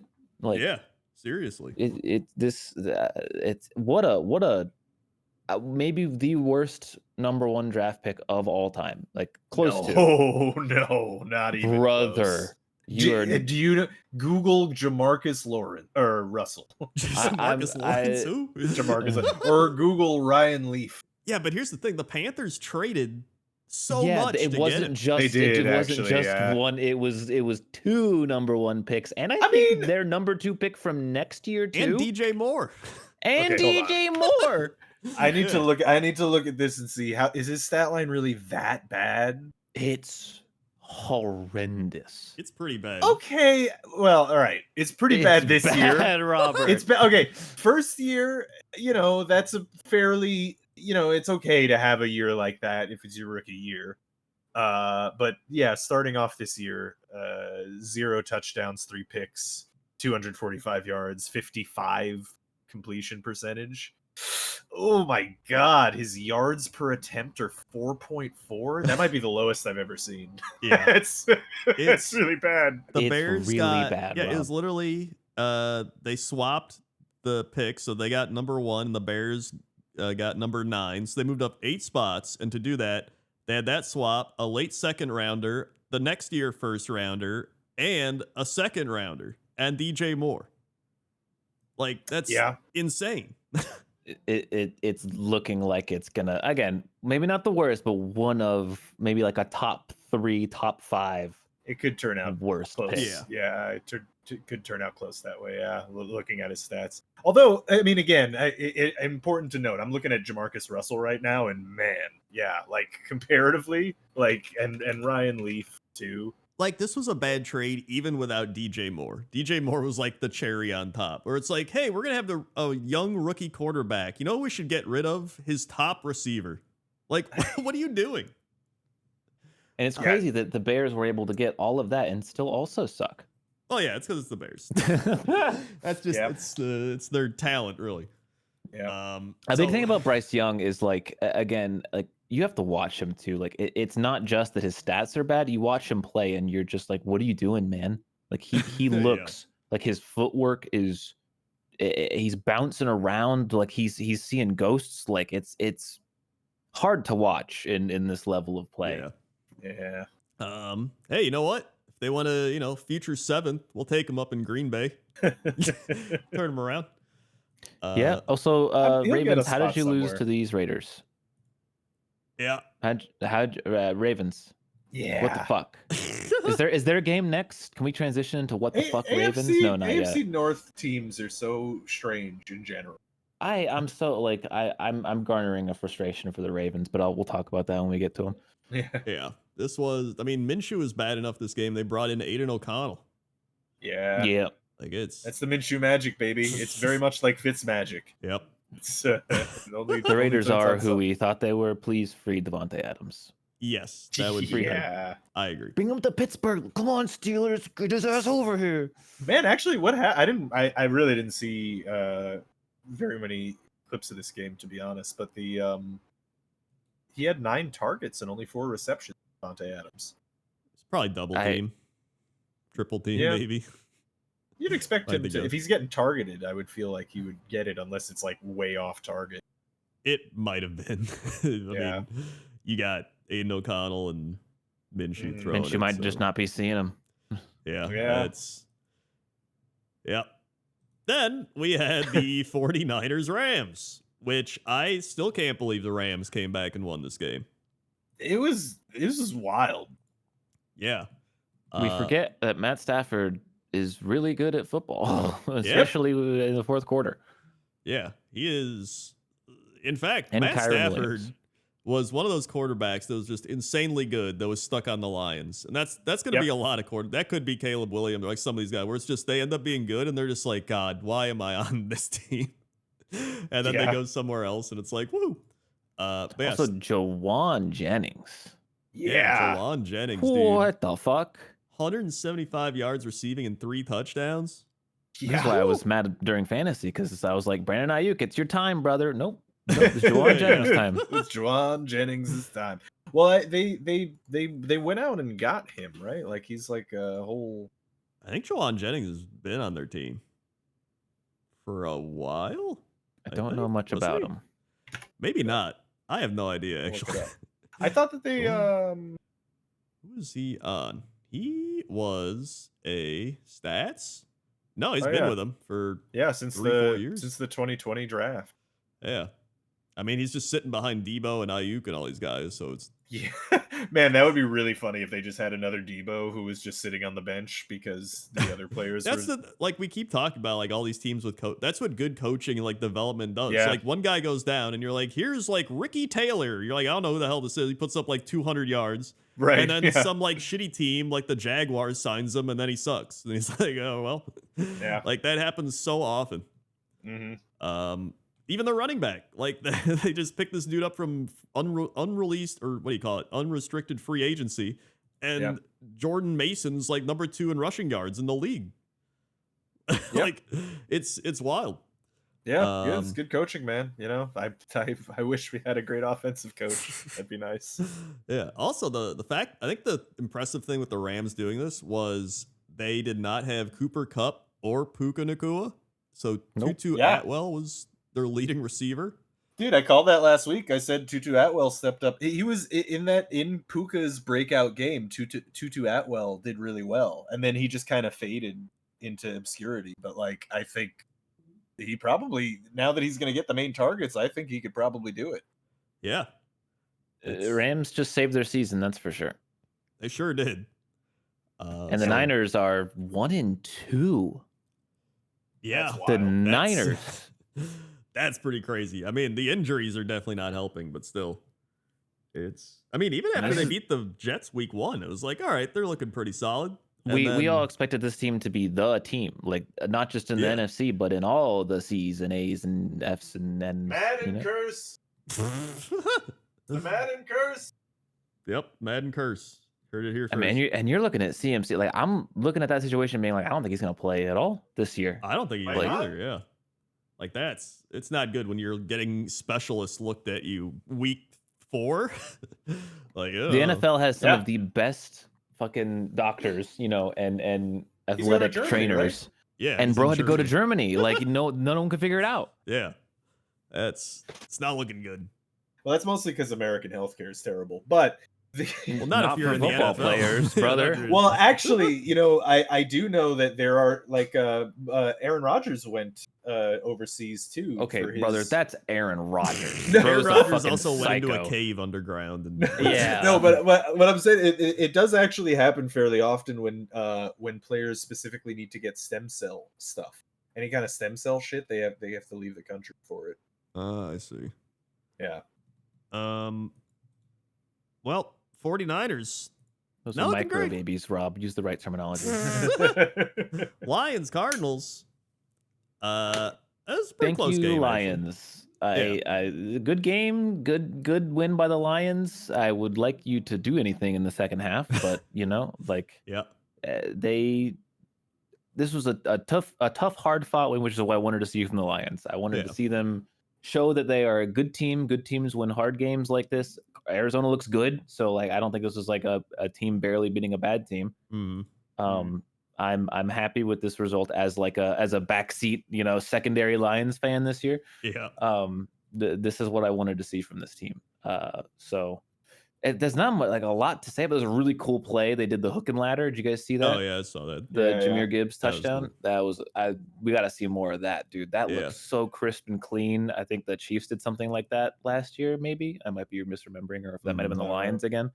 But yeah, we got to see more creativity in the NFL, because I will blow my brains out if I see any more, you know, runs up the middle and wide receiver screens and pitch plays. Like I want to see more of this shit, because I think this is surprising, and I think it will work if your team executes it properly. Dude, that's one of the most frustrating things is like LaFleur will drop some crazy shit and I'm like, God, I love it. And then it's just like run up the middle. And I'm just like, stop. Which, by the way, the Lions did run the ball a lot this game. David Montgomery, 23 carries for 105 and a touchdown. Gibbs had 16 carries for 83 yards. So yeah, that's a lot. That's controlling a game right there. Yeah. That was, and then the Cardinals were they were 1 of 9 on 3rd down and 0 of 2 on 4th down. Yeah, that'll do it. That will definitely do it. Well, also, I mean, you know, Marvin Harrison Jr., he's still like, you know, had a touchdown. He did decently well, but he was targeted 11 times. He only had 5 receptions. Oh, yeah. I mean, the Lions defense is good. Like, Lions are a good team. Yeah. No, but I mean, that's what I mean. Is like I know it sounds kind of silly to say they shut them down, but they kind of did. Yeah, no, they did. And I mean, it's a good game. Who does the Lions got next week? If it's let's see, Lions. Seahawks. Seahawks, yeah. Seahawks. Monday night. Monday night. That's another important game for both teams to make a statement. Yeah. Thank God they put Titans Dolphins as Monday night as well, so that we can ignore that one. Yeah, holy fuck. Talk about horrible. Like actually the worst game of the season this early, I think. Are they going to be doing double Mondays from now on? Or no, it's just at the beginning of the season because there's no bye weeks. Once the bye weeks kick in, there's less games. Yeah. In fact, I think this is the last week of it. It's because it's usually Thursday that's relegated as the toilet bowl. Yeah. Yeah, well, we have the London games coming up in 2 weeks. All right. I will absolutely. And I think they're all really bad this year. No, I got Jets Vikings. They always are. Jets Vikings be good. What? Well, that was supposed to be pretty bad, but now it's good. Yeah, and it's Aaron Rodgers against his old rival team against Sam Darnold. Yeah, it goes against Darnold. Oh no, Darnold revenge game. Oh, you're fucked, Rob. I'm sorry. Well, it's also Aaron Rodgers. Well, no, it's also Aaron Rodgers. That's kind of not really a revenge game. Well, he also just doesn't like the Vikings. Continues to shit on the Vikings game. The Vikings broke his collarbone that one year. There you go. He can get revenge for that. Yeah, so maybe he's gonna go punch Sam Darnold in his granted, he also is gonna throw for like 500 yards. That would be the. It's also gonna be him with Aaron Jones because he loves Aaron Jones, so they're gonna be like, hey, yeah. But then the week after that, London or Germany, I think, gets Jaguars Bears. So that's. I kind of. All right, can I pitch something to you guys? All right. Mm-hmm. I'm kind of tired of the foreplay from the NFL. Just fucking do it. Bite the bullet. Make the expansion teams in Europe. Get a couple. Send the Jaguars there. They play there enough anyway. I mean, you could move teams, but I think you just fucking run a new division. Make 4 teams at once. They got the money. Yeah. They could absolutely get 4 billionaires that would want to buy in and get teams. Yeah. Yeah, but the players' union probably is like, we don't want to go over there and play every other week. Yeah, well, I mean, I think you could. I honestly think that you could schedule it fine, right? Like if you. I don't think it's a matter of schedule. The players don't want to do it. They well, don't it's not want to that travel. much, but it's not. It's not different from traveling to the East Coast to West Coast. So if you limit the amount, different, I feel like. Well, it's the same amount of hours. Not if you're going from West Coast to London. Well, that's what I was saying is that that's what you would limit. You would limit going from the West Coast to Europe and basically make that never happen or happen only once or twice a year. And then but then mostly have the East Coast play Europe and the East Coast play the West Coast and the West Coast, you know what I mean? Yeah, I don't know. It is as someone who loves football, I don't want. I would rather them expand into Mexico and I would like that too. I think Canada, they should go Mexico and Canada too. Yeah, absolutely. I'm so much more in favor of that. Yeah. And Brazil has a they have a bit of a gridiron football culture as far as I know. Yeah, but not that field, please. Just well, not that yeah. field, yeah. Yeah, no, I mean get a team in Brazil. That would be great. I think it would be more fun. I would like to see expansion teams. How long has it been? Like 30 years? 20 years? I agree, except not London and not Europe. Yeah, I think the time is still a little too crazy and everything to figure out. But Ravens Cowboys. Okay, here we go. Fucking what the fuck? Yeah. The Ravens, not only will they show their like 2 sides in different games, they'll do it in one game like this. Where like, hi, we're the Ravens. We're supposed to be like one of the top 3 teams in the league. Oh, by the way, we almost fucking lost a 28-3 lead. Yeah, it was 28-3. 19 points in the 4th quarter.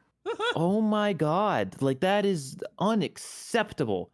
Like I was kind of mad at a lot of the post game reporting on this because like NBC, they do their little like pregame stuff, and then Monday Night Football ESPN does there, and they're like, the Ravens ran all over the Cowboys. Yeah, the Ravens run game was really good. Did you watch the same fucking game?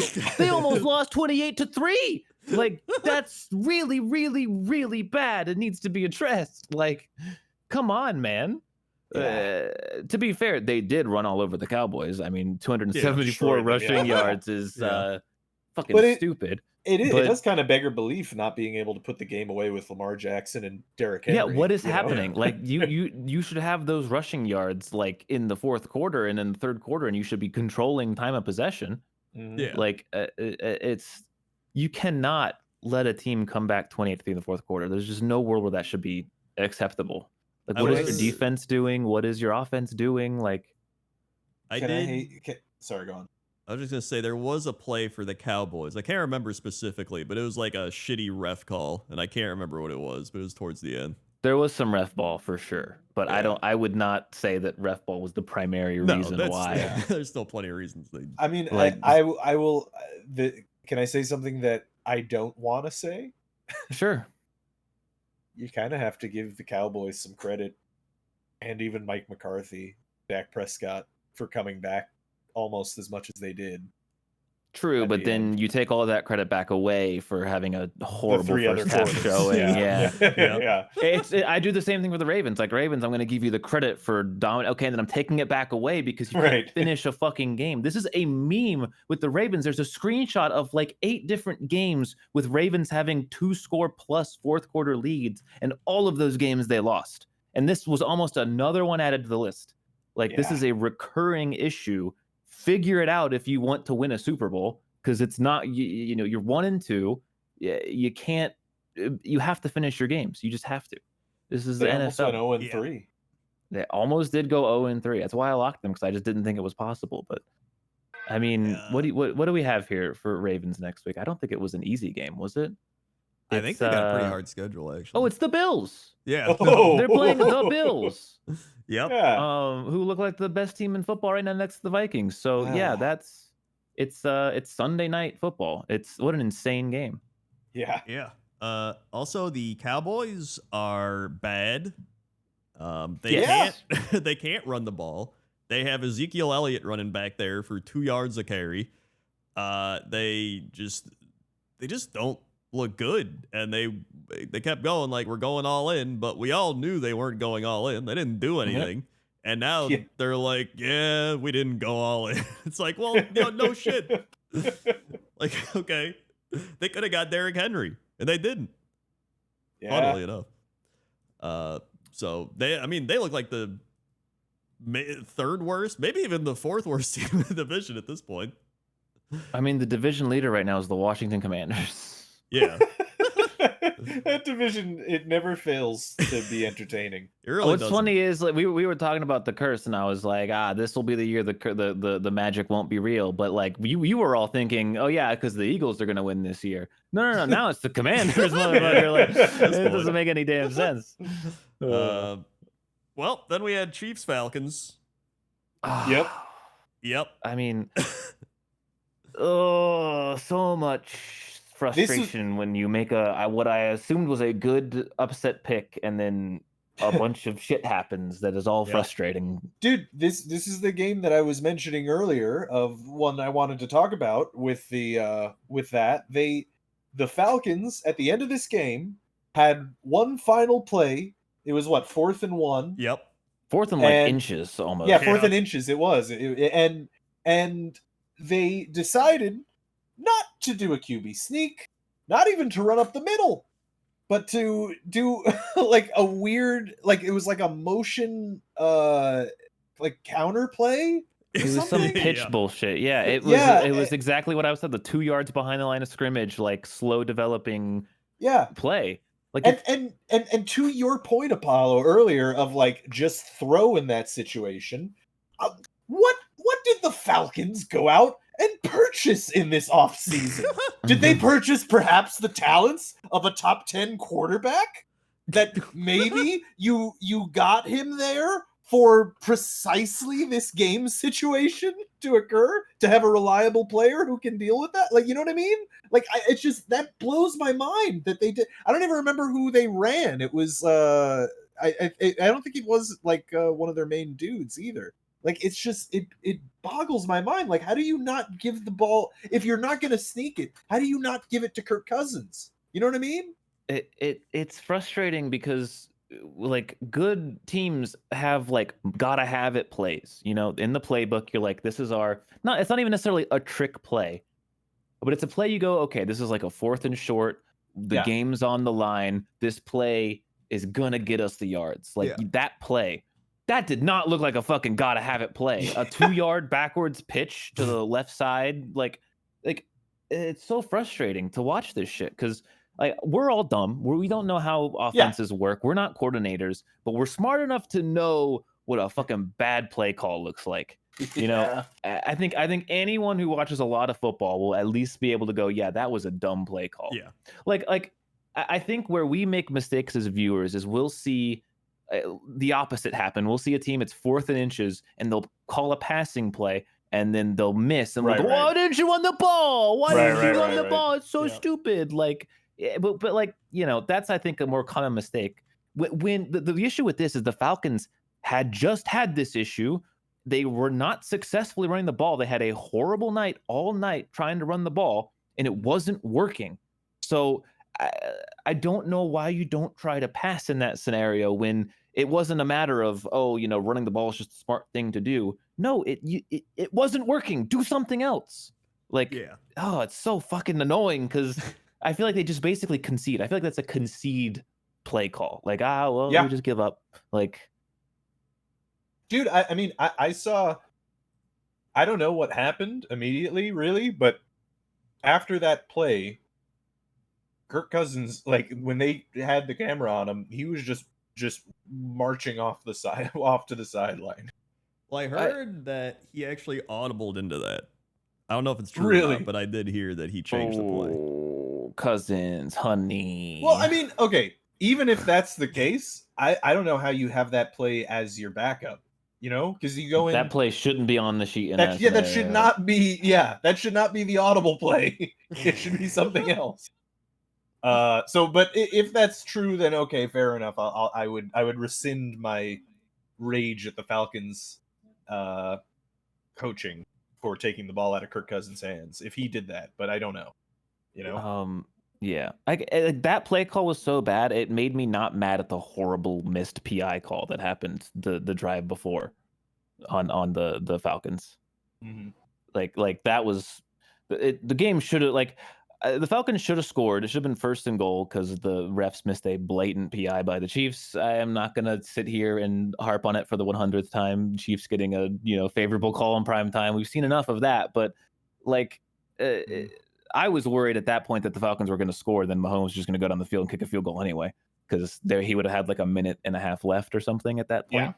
Yeah. And so that's why I wasn't super worried about that. But Falcons, like, I don't know, just the league needs more creativity. I think we had a period of time like 7+ years ago where teams started to get creative with like fakes and stuff, and then it would not work, and the whole media would spend the next entire cycle, why'd this dumb idiot call this dumbass stupid play instead of running it up the middle for 3 yards? Like, and now everyone's fucking terrified.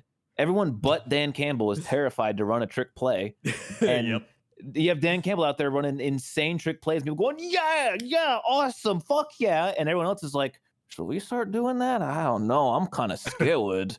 And it's embarrassing. Like, or they just do it really poorly, or they do it bad. True. Well, that's the fear, right? Because like we're now in the era where coaches don't even get a full year potentially. You know. Well, I don't know. One bad trick play is not going to end your coaching career.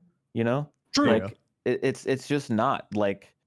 It's more, I guess, on the like established coaches for not trying stuff like that. I don't know. Like the Titans did a thing in the Packer game where it was 4th and 3 from their own like 37, and they decided to go for it, and they just did like some random pass play that didn't work, and I was like, okay, cool.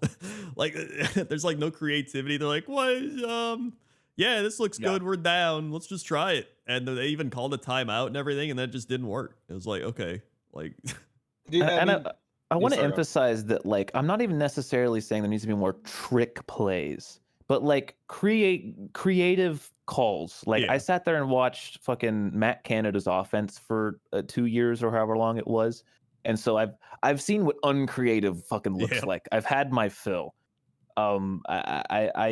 These teams, like even the Broncos against the Steelers last week, they had one of those cool like handoff pitch it back, and then that person pitches it back to the quarterback, and that was like a 70-yard play for them. Like, it was great, and that absolutely fooled what has been the number one defense in the league. So, and that was executed by a rookie quarterback, and more of that, please. That's all I'm asking for. And stop running these backwards negative yards plays, for the love of God. As a short aside, you reminded me that we didn't talk about the 49ers last play, that little lateral play. Did you guys see that? Oh, yeah. It almost worked. It almost worked. Brandon Ayuk dropped it at the end. Yeah, funnily enough. Yeah. But you just reminded me of that. But also, to your point, like I agree. I wish teams were not only more. I do wish that they were more. If you're a coach of a bad team and you know your team is not good, like Dan Campbell's situation when he came in, right? Like, fucking just gun it. I think that might be an argument against what you said earlier, in that, like, Dan Campbell was having a bad season, but he was doing crazy shit, and people loved him for it. Yeah. Well, yeah, because I mean, in fairness to Dan on Campbell, like the 5-yard line. I'm like, what a psycho! He's also got the charisma to do it, but yeah, no, I agree. I if I were a coach and I was given that position of, like, and also I had all the relevant skills, obviously, but and I was given that position, I was in a bad team, that's what I would do. I would shoot for the moon. Why not? I mean, that's you're not if you play it straight, you're gonna lose. And you see so many teams do that, where, especially like teams with defensive minded head coaches, I've had a lot of those in my day, where it's like, no, we're gonna play solid football and we're gonna outplay the opponent, and it's like, everyone knows that you're not. You cannot do that. So do something else. Also, when you look at the other side, you just look at the Chiefs. And it's kind of like what we've been saying this whole time. It's like, there's Mahomes. They're like barely making mistakes. They're just like, who's running the ball? Carson Steele, some guy we found on day 3. He'll do it. Like, they did like, who else is going to catch a touchdown? How about Juju Smith-Schuster at like 80 years old? Like, yeah, okay. Cool. Bro's got like a robotic knee, and he's still catching touchdowns. Yeah, I mean, just to touch on the Chiefs for a bit, like, it's the same as last year. I look at the team, I'm like, this team doesn't seem that good, but I guess they're just going to win the Super Bowl again, because of course they are. Like, I mean, even Mahomes said it. I think there's a quote from Mahomes where he's like, I'm not playing very well right now. Yeah, he did say that. But they're 3-0, and good teams find ways to win games. So I mean, honestly, they look better than last year. At least at this point in the season. They did look anyway. only slightly though. Like, they should have lost this game. The Falcons 100% should have won this game. The Ravens should have won that game. Like, the Lamar missed 2 wide open receivers to win the game. If they got the 2-point conversion, which they were gonna do, like, they probably should. The Chiefs are lucky to not be 1-2. Not lucky in a sense that they're a bad team, but lucky just that the way the games didn't swing that way. We could be looking at a 1-2 team easily right here, right now. But they're 3-0. So, and the Falcons, I think, are good. I think the Falcons are good, actually. I think even though good. They lost. Yeah. I like. I think that was a relatively impressive game from them. Yeah. Despite losing. With their offensive line getting banged up, we'll see. That's true. Oh, that's right. That they were. Oh yeah, they honestly, like, they were looking like they were going to win the game, and then they lost their center and their best tackle. Yeah. And at that point, the Chiefs just started. Their offense stopped. Like, the Falcons could no longer drive the ball at all. Yeah, and so going forward, that might make it worse for them to do anything. We'll see. Yeah, I don't know if those 2 players are significantly injured or not, but it was I think one of them is missing multiple weeks, so I'm pretty sure. And I don't remember the other one. I may have even just said it earlier, and I already forgot. High ankle sprain for the center, will miss time. I don't see the tackle injury. Hold on. He's considered day-to-day after undergoing further testing, so he actually is fine. But the center is out for a couple weeks. Oh, okay. Cool. Well, then we had the Bills absolutely obliterate the Jaguars. This game is somehow even worse than the score, and it's 47-10. It was a complete early. It was a complete dismantling of a team. I've actually, like, this was such a bad loss for the Jaguars. Like, Yeah. I don't know how to really describe it other than like it feels like this was an 80-2 like game. Like it was It basically bad. was. I mean, the Bills won before the half. Yeah. And they just kind of stopped playing after that point. They still scored. They still scored 13 points. Yeah. This was just insane. And so I had hope that the Jaguars would actually show up, and they didn't. So I'm done picking them until otherwise. I think we have our first coach hot seat in Doug Peterson. I think his time is coming to an end. Too. Yeah, they need. I think Trevor Lawrence too. Honestly, is on the hot seat. I mean, they just paid him like $200 million. So I know, but I mean, like, if you're gonna burn the coach down, I think there's a chance that this is still a coaching issue with Lawrence. We've seen Lawrence play well enough. Like, he doesn't look like Bryce Young at all. So well, he does like now, which is it's a like a downhill thing. He didn't start this bad. Like, he looked decent enough. And he had some upward trajectory. Like, the Jags made the playoffs that one year. Like, he was getting better. And now it's just a full fucking free fall. So I would point to coaching on that before I would say Trevor Lawrence is bad. I do agree generally. Yeah, especially considering his career before the NFL. Yeah. But I wanted to say that I was hopeful that the Bills' window was closing, and it seems wide open. I said it like a couple weeks ago. The Bills lost their entire defense and got better. Yeah. No, I fucking hate it. This seem like this is the best Bills team in 5 years. It's scary. Yeah, I am scared of this team. They will probably lose to Kansas City in overtime in the playoffs. But as is tradition. Yeah, as is tradition. But I'm happy for the Bills, like, because I feel like they are kind of a Minnesota Vikings kind of team where they've been fucking shit forever, and they had that horrible Super Bowl loss streak, and like I feel like if any, and I feel like the Bills are like a pretty likable, like maybe one of the most likable fan bases. Like, I don't know, every fan base sucks, but I feel like the Bills is one of the few fan bases where I hear good things about them from time to time. Yeah, no, I like the Bills a lot. In fact, I used to like the Bills are still one of my favorite AFC teams. I like the Buffalo. I've always liked it, even like growing up. I'm like, the Buffalo.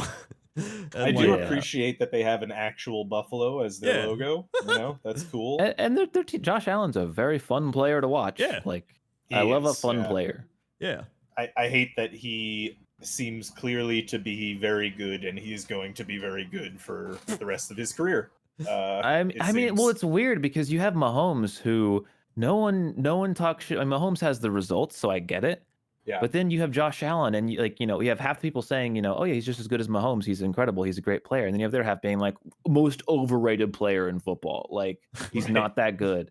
Like, and it's like, bro's thrown for like 4,400 yards for the last like 5 years every year. Yeah. I mean, the only thing you point to is his turnover problem, but that's just because he has to do more than Mahomes, I feel like. Yeah. You know? And he's turned the ball over 0 times this year. Yeah. 0 interceptions. Look at that. You know, it's interesting to think about. Like, I wonder if you projected his current average stats per year, which are very high, right? Mm-hmm. And you projected it over, however long you would expect his career to be, say maybe until he's 40 years old. Yeah. But say he didn't get any rings. Would he be looked back on as a Phillip Rivers or a Dan Marino? I'm not sure, actually. Probably more of a Dan Marino, I'd say. I don't know. I think in the modern era, he might be looked at as more of a Phillip Rivers. I mean, I don't know. I'd see him more like a Dan Marino. Yeah, I mean, his numbers are absurd, honestly. Yeah, like he has some insane numbers. And like he was close to Super Bowl. It's just like he was 13 seconds away, and his defense not fucking imploding. Yeah, from making a Super Bowl, or then losing a coin flip and not getting the chance to win the game. Yeah, I mean Rivers got pretty close a couple of times. I think. Did Rivers ever play in a championship game? I don't know if he ever played in the I think so. I think one time they almost got there, didn't they? Yeah, they had to during the LT years. I think they did. Yeah. Yeah. During the LT years, they almost Rivers. certainly had to. 2010, he threw 4,700 yards. Yeah, Steve Championship Rivers had game. some great volume stats. I mean, if you look at his career, he's up there on the top. According to the AI overview, thanks Google. He played in the. I don't even know if this is true because the AI is saying it. I never used. Yeah, I don't listen to it. It usually just reads off the top response. It usually anyway. does. Yeah. Yeah. Yeah. They played the Patriots and lost in 2008, and it's his only. Well, I didn't realize how good he did.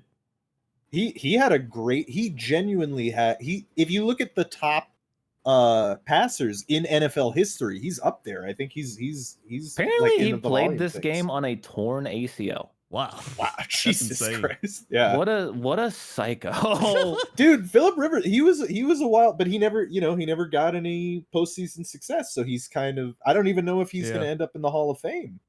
I think he should. I mean, he should because of his stats, But I mean, he's thrown. How many seasons did he throw 4,000 plus yards? It's like, dude, he was a baller forever. Yeah. He would throw. I mean, every time he threw a touchdown, he had a new kid. A touchdown. He does have like 20 kids. 12 seasons he threw over 4,000 yards. Yeah, that's wild. I mean, how many seasons did he play? Like 15?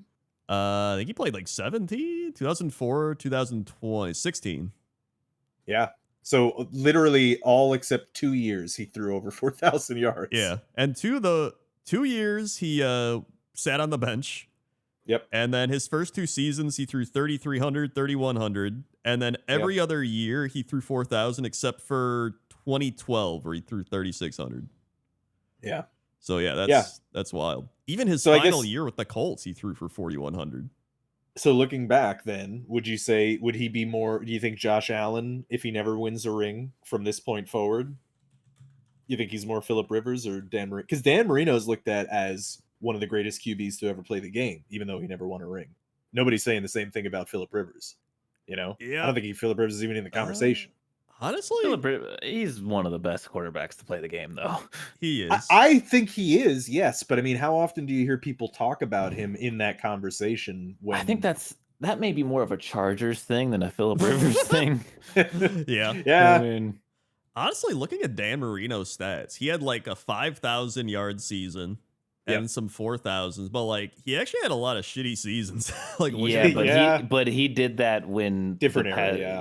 When it was not easy to do that. Same thing with Joe Namath. He was the first 4,000 yard passer in a 12-game season in the 60s when you were legally allowed to murder players on the opposing team. So there is definitely an era adjustment too for that. But I mean, I don't know. It's interesting. I think it's an interesting thought experiment. But maybe Josh Allen's the guy to take them to the mountaintop. Yeah, I mean, I think he could. He could. They just got to get past the Chiefs, which that's the team they got to do, or hope someone else knocks them out. Who was their kryptonite in their run, the Jim Kelly years? Was it? I know they lost to the Giants in the Super Bowl. I don't know who their team they. Yeah, I mean they would make the Super Bowl though. It was just like, who were they? I guess it was just the NFC East actually. Yeah. I think I remember it was the whatchamacallit. Yeah. Sorry, it's because they have a different name, the Commanders. But maybe I'm wrong. Super Bowl losses. It was, here we go, Super Bowl losses. They lost to the Giants, the Redskins, the Cowboys, and the Cowboys. Wow, yeah, they lost to the NFC East every Super Bowl. That's fucked. That is crazy. That's also that's kind of the NFC East curse. They took turns going to the Super Bowl and winning it. That's hilarious. That is kind of funny. Except for the Bills. Yeah. So anyway, the Jaguars suck. Then I mean, honestly, the Jaguars, they need like a offensive coach that's not Doug Peterson. Like Doug Peterson came there to be like, "What's up, guys? I'm not Urban Meyer. I don't kick my players in the leg when I don't like them and yell at them and tell them they blow ass and then go to a bar and like touch a girl's ass." Like that. He's like, "Hey guys, I like ice cream, and we're gonna have an ice cream party in the locker room." And at first, everyone's like, "Yeah, this is awesome." And it's like, "So, what else do you do?" And he's like, "Oh, well, we got mint chocolate chip." Yeah, and I think they've hit that point where they need something to change. Yeah, I don't know what's happening there, man. Yeah. So, and then we had the Commanders Bengals, and oh boy, the Bengals are in trouble. Yeah, serious trouble. I mean, I think I heard that it's like one out of every 126 0-3 teams make the playoffs. Yeah, I'm about to look it up. Maybe it's a bit easier with the 7th team allowed in now, but man, that's only tough. okay. Only 6 teams since 1979 have made the playoffs after starting 0-3. Wow. And only one of those teams happened since 2000. I mean, man, knowing your season is probably over after week 3 is a nightmare. I mean, it can't be with the Bengals, right? I mean, they have too many good players, you would think. Yeah. Well, here's the thing: their next 4 games, let's look at this, are Panthers, Ravens, Giants, Browns. I mean, I think you should win 3 of those 4. Let's say they lose to the Ravens. Okay, that puts you at 3-4. That sounds much better than 0-3. Yeah. So I mean, it doesn't get a lot easier from there though, because then you have the Eagles, the Ravens again, the Chargers, who will probably be healthy by then. Yeah, it's a tough schedule, and this is before you play the Steelers twice, and their second half, their after bye schedule, if they somehow beat the Steelers twice, is Cowboys, Titans, Browns, Broncos, which is not horrible. Yeah. I don't think they are completely fucked, but it looks horrendous. Yeah, you cannot lose next week. You cannot. They can't. You cannot lose to the Panthers. out of all the 0-3 teams that I've seen in my life, the Bengals seem like, just talent-wise alone, are the most capable of turning it around. Yeah. You know? Well, it's got to be frustrating because isn't every game they've lost one score to the Patriots, one score to the Chiefs, one score to the Commanders? It is. That is, man, that's got to burn. Apparently the only team to do it recently was the 2018 Texans. So not that long ago. Really? Okay. Yeah. But hey, Jaden Daniels, pretty good. Dude, yeah. Okay. Did you guys see the throw? Yeah, that is the throw. That is the throw of the year. No one is throwing a better pass all year. That was disgusting. That was beautiful. He fucking broke out in this game. They had 10 men on the field for that play, by the way. Oh yeah, yeah. I don't want to leave that play because he had a free rusher in his face coming full speed off the edge, and he laid it in the basket, in the bucket. I do not believe that throw. It was just ridiculous. Yeah. He was also 21 of 23 this game. He broke the record for rookie completion percentage, I believe. Wow. Yeah, he ran completions. For a touchdown. I remember. Yeah, no, he's here. I think he's arrived. It is starting to look like the same as last year, where the second overall pick is going to be better than the first. Yep. Yeah. It actually. Yeah. I mean, listen, Commanders, they're looking like they could be a team. Dude, they've been shitty for the entire time that we've done the podcast. However, it's important to note that they actually are a historically winning franchise. Well, actually, I don't know if they're historically winning, but I do know that they've won Super Bowls. They have won Super Bowls against the Bills that we just mentioned. Yep. And they were good with RG3. Yeah. Until they ruined him. That was a long. I mean, that team was headed by Kyle Shanahan, right? No, it's Mike Shanahan. Oh, it was Mike And- Shanahan, and he had Kyle Shanahan and McVay and Matt LaFleur. Yeah, all on staff. Yeah, that And was and I think there's another like Texans guy, like offensive court or something. There's another guy. Right, There was a right. lot. yeah. And they kept none of them. Yep. So, yep. But yeah, that's crazy. And so, you know what? Jaden Daniels, man. Jaden Daniels. I think. Listen, I'm not saying that Rob and I were talking about quarterbacks that he's probably the best one in this draft. Just saying. Yeah. I do think Caleb Williams has more arm talent, but he also has. The problem with Caleb Williams he still plays like they're in college. I feel like if you could just harness him in to make him like throw in tempo in the pocket, like it just feels like then he would be really good. But it's the Bears. And so again, it's the Bears. Yeah, we both had Jaden Daniels as the number one, didn't we? I just opened up my thing. Yeah, That's funny.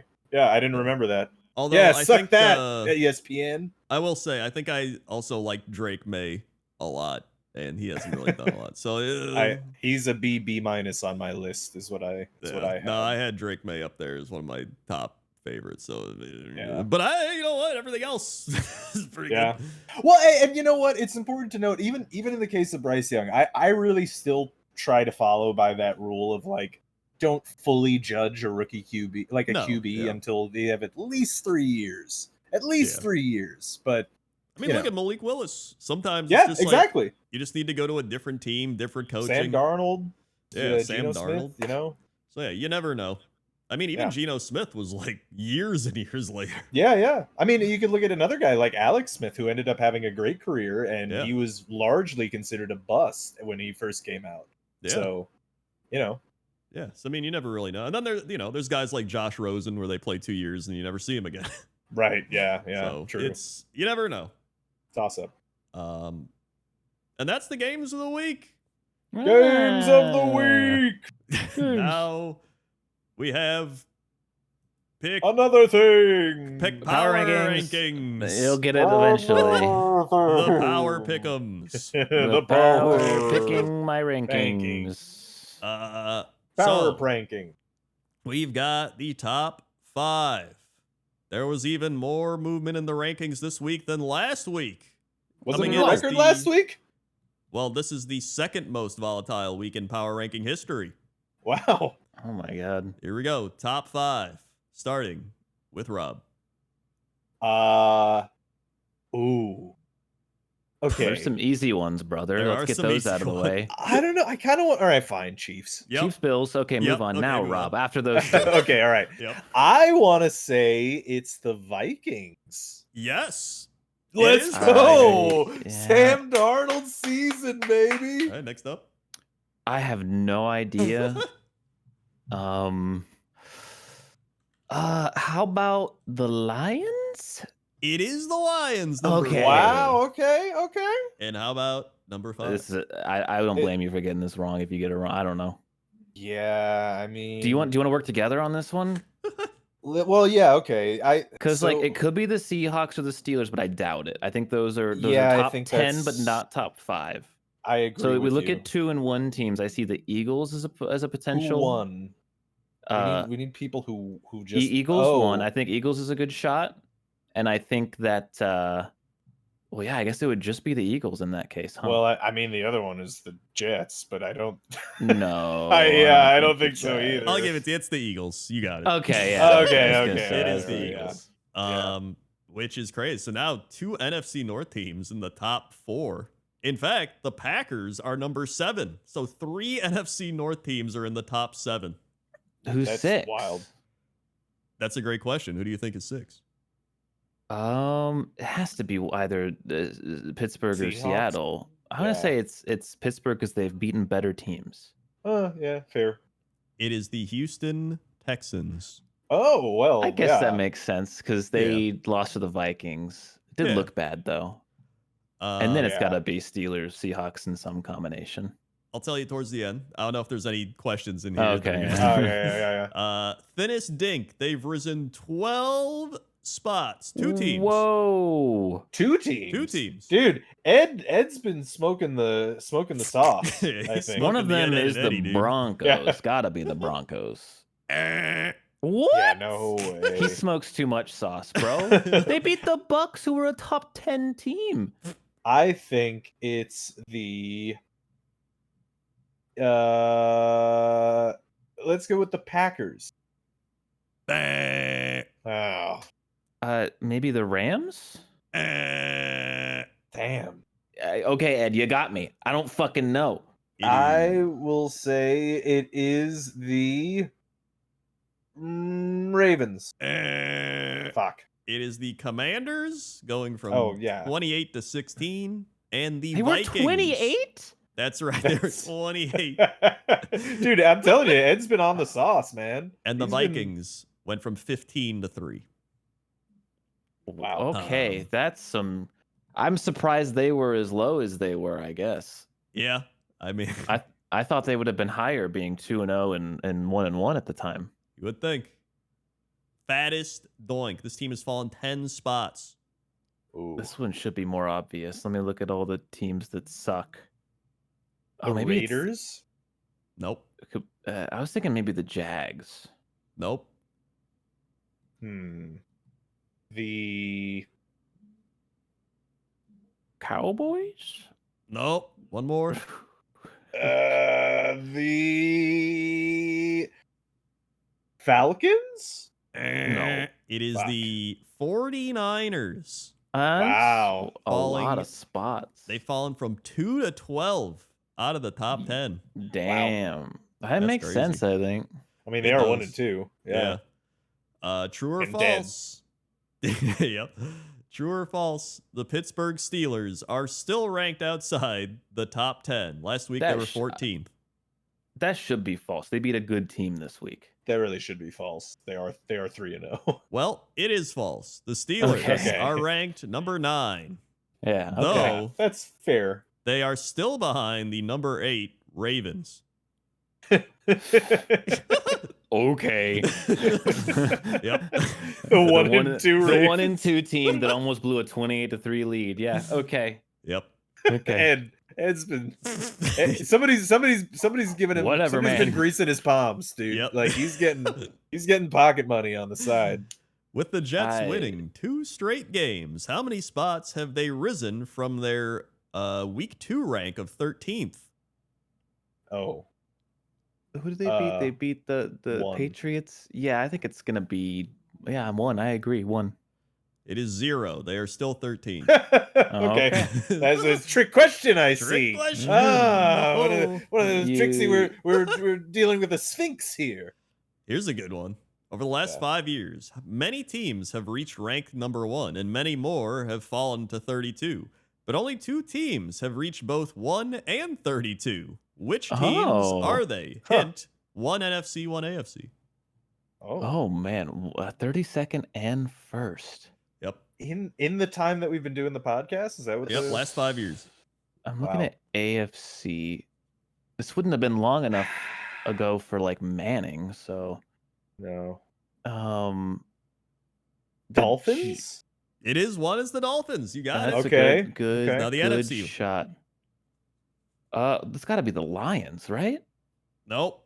I don't think the Lions What? ever made it to 1. Not last, I guess. Probably not. I mean, when you see this one, you're gonna remember and be like, "Oh yeah, there's a Oh, time it's this pro- team." It's probably the Niners. The Bucks. The Niners were There was so a time bad this at one team point. was undefeated, and they looked so good. I'm assuming Bucks is wrong. even Oh, the since you didn't Cardinals. respond. It's the Cardinals. They All were right. undefeated. That's right. They were Yep. like 9-0 or some shit. Yeah, Yeah, and yeah. I remember they lost to the Packers on like Thursday night, and then they just like imploded, and then they shit themselves. They in didn't even make the playoffs. No, they got blown out by the Rams in like the first week of the playoffs. Remember? Oh, I thought they didn't even make it. No, it was like bad enough that it was like 40-0 or something. It was real bad. Yeah. Too early prediction time. The Commanders' rankings this season have thus far been very similar to the Texans from last year, going from bottom 5 to Oh. top 16 in the first 5 weeks. Will the Jaden Daniels led Commanders reach the top 10 by the end of the season, just as CJ Stroud's Texans did last year. Oh, I like this changing up the format a little. I'm going to say no. I'm going to say no as well. I think that the rookiness will come back. Yeah. What was the final conclusion of the question? What was the question? Will they reach the top 10 this year? Oh, yeah. Pretty much, will they be like the Texans from last year? And I don't think they will. You know what? I'm going to say yes, and my reasoning is partly because you guys already said no, but also because that division is so soft. You know, that's like true. I don't think that division is soft. The Eagles are still the Eagles, and the Cowboys could remember they're good at any moment. Yes, but you know, I just think that he has an opportunity to potentially, they have a potential opportunity to surprise teams in ways that they weren't expecting. The same way that CJ Stroud did. I think because you have that first year. Nobody has game film on him yet thing that happens, and I don't know. Yeah, I could see it. I do think they'll be a top 15-ish team. I think they'll be around 15, 16. I think that's likely, yeah. Yeah, so I think they'll be like wild card, potential there, but I don't see them going top 10. Well, I say yes. Very cool. Yeah. They also put answer I don't know. So there you go. That's power ranking, NFL power rankings. Power ranking. Pick'em stats. Pick'em stats. I mean, we don't have to. It wasn't we've got the pick'em stats. Jet setters. This is the first time. Wait, hold on. You gotta mention the what we did. What scores? Wait, I thought I'd do that after the pick'em stats. Do you? The bonus stats. I thought you did. Yeah, I thought you did it before. I swear you did it before. After this. All right. That's how it is. This is the first time the Jets have been unanimously selected by the host in consecutive weeks prior to this season. The last unanimous selection for the Jets was December 1st, 2019. 72 game drought is what it says. Yep. That's the final. 72 game drought. That is many years. That is so many years. Taken in LA. Apollo ends his 9-game win streak predicting both Chargers and the Rams. His longest active win streak is now the Dolphins at 5 games. Well, that might be easy to maintain. Yeah. Yeah. Getting robbed. The Panthers don't win much, but they do win more often when Rob doesn't pick them. When picked by Rob, 24%. When not picked, 34%. I knew it. These bastards, they curse me when I pick them. He knew it. Also, can I just take a moment and say, so far there are 3 pictures and they're all excellent. Even excellent. The second one, which is like not, doesn't add our stuff in, because like in the first one you have me flying the plane while you guys are riding in the Jets plane, and then the getting robbed is me holding the windbag. And the Panther looks very angry about it, which is understandable. And then even look at the LA Chargers with the Rams thing. Look at that. That's cool. Paying the bills of the last 22 Bills home games. This was only the second that Krendor has picked incorrectly. All-time record for Bills home games is 40-12. Damn. Wow. Pretty good. All right, I got to remember that. Yeah. Believer. Over the last 3 seasons, Bears locks have been better when he locks a team whose nickname starts with the letter B. That's pretty good. B locks, 9-4, 69%. Nice. Non-B locks, 27-17, 61%. I'm sad Bear's not here because he'd really enjoy that one. He would really love that. Yeah. That's a shame. Yeah. And then we have the actual stats, which I went 7-10. I lost my Bengal lock, sad times. Rob went 8-9, lost the 49er lock. Yep. Bear went 10-7, hit the Bills lock. Speaking of believing, Apollo got 9-8 and locked the Ravens, got that win. Randy 8-9. Look at that. And Discord 8-9, and I simped for Randy 9-8. It's a tough week. Tough week for everybody. It's a tough week for democracy again. Yep. You gotta say. It really is. this season is more unpredictable than the last season for sure. I guess so. Yeah. No doubt about it. No doubter. Speaking of the pick'ems, it's pick'ems time.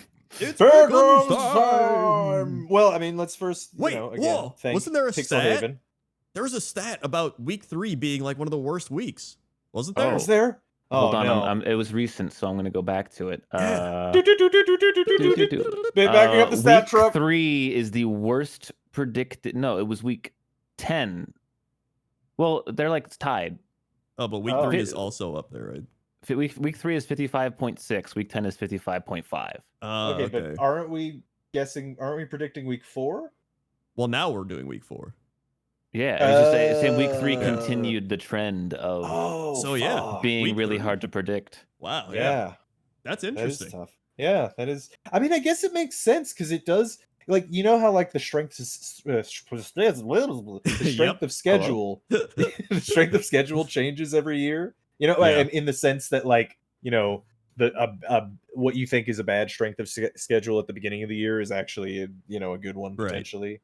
Maybe it has to do with that. Is that like really at the beginning of the season, we're still not sure which ones are the good or bad ones. There's that much variance in the NFL. There's a lot of like fake that like you'll see the Saints do crazy and then you're like they gotta win again and that's like no, or like the Commanders you're like oh they're bad and then they beat the Bengals you're like oh all right. Like the Panthers come like you get a lot of wacky wild or even like the Bears like people were like ooh the Bears beating the Colts that should be easy and then or the Broncos like there's just a lot.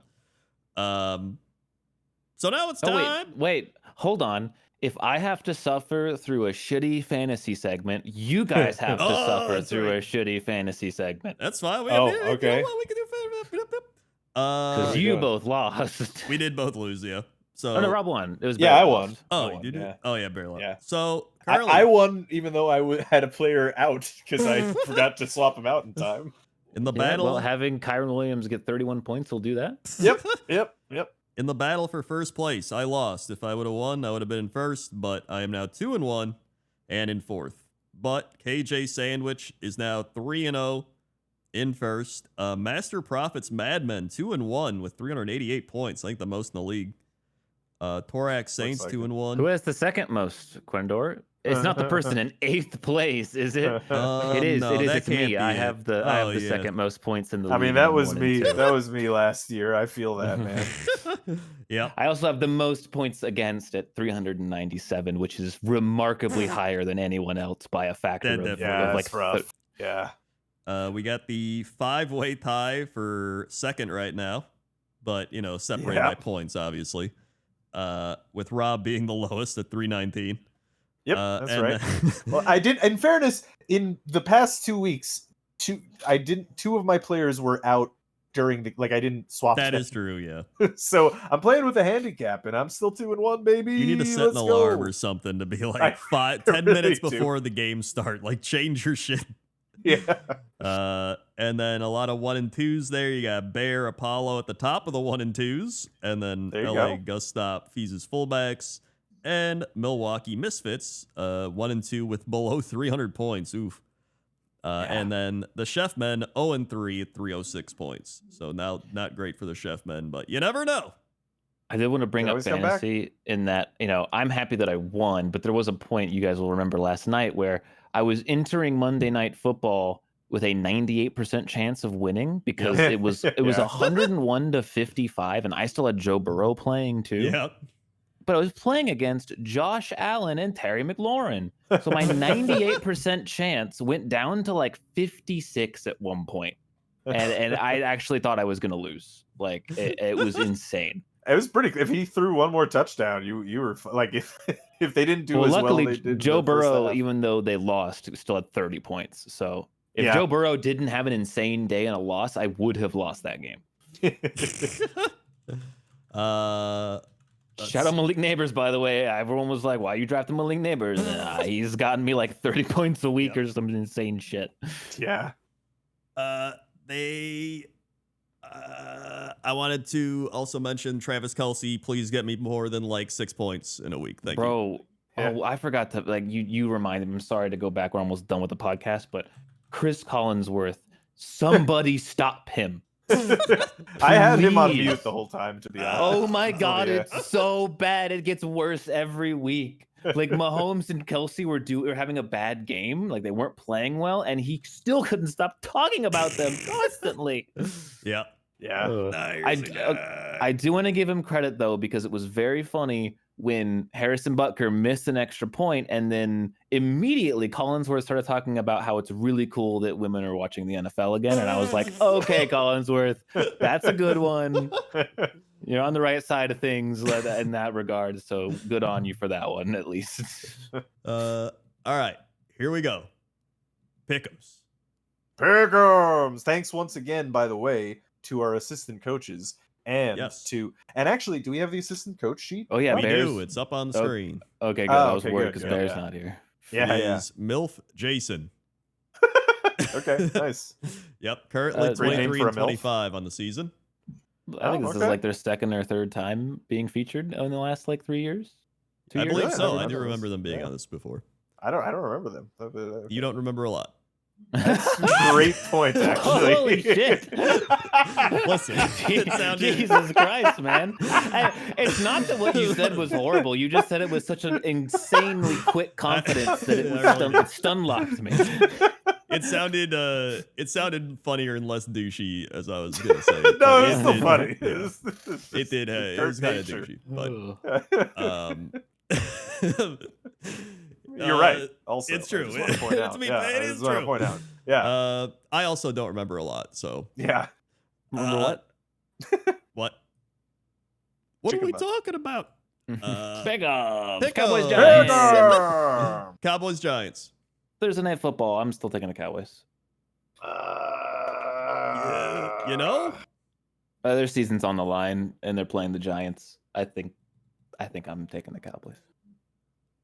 It's Giants at home. Look, this is another one where like I hope I'm wrong. It'd be Yeah. funny as hell.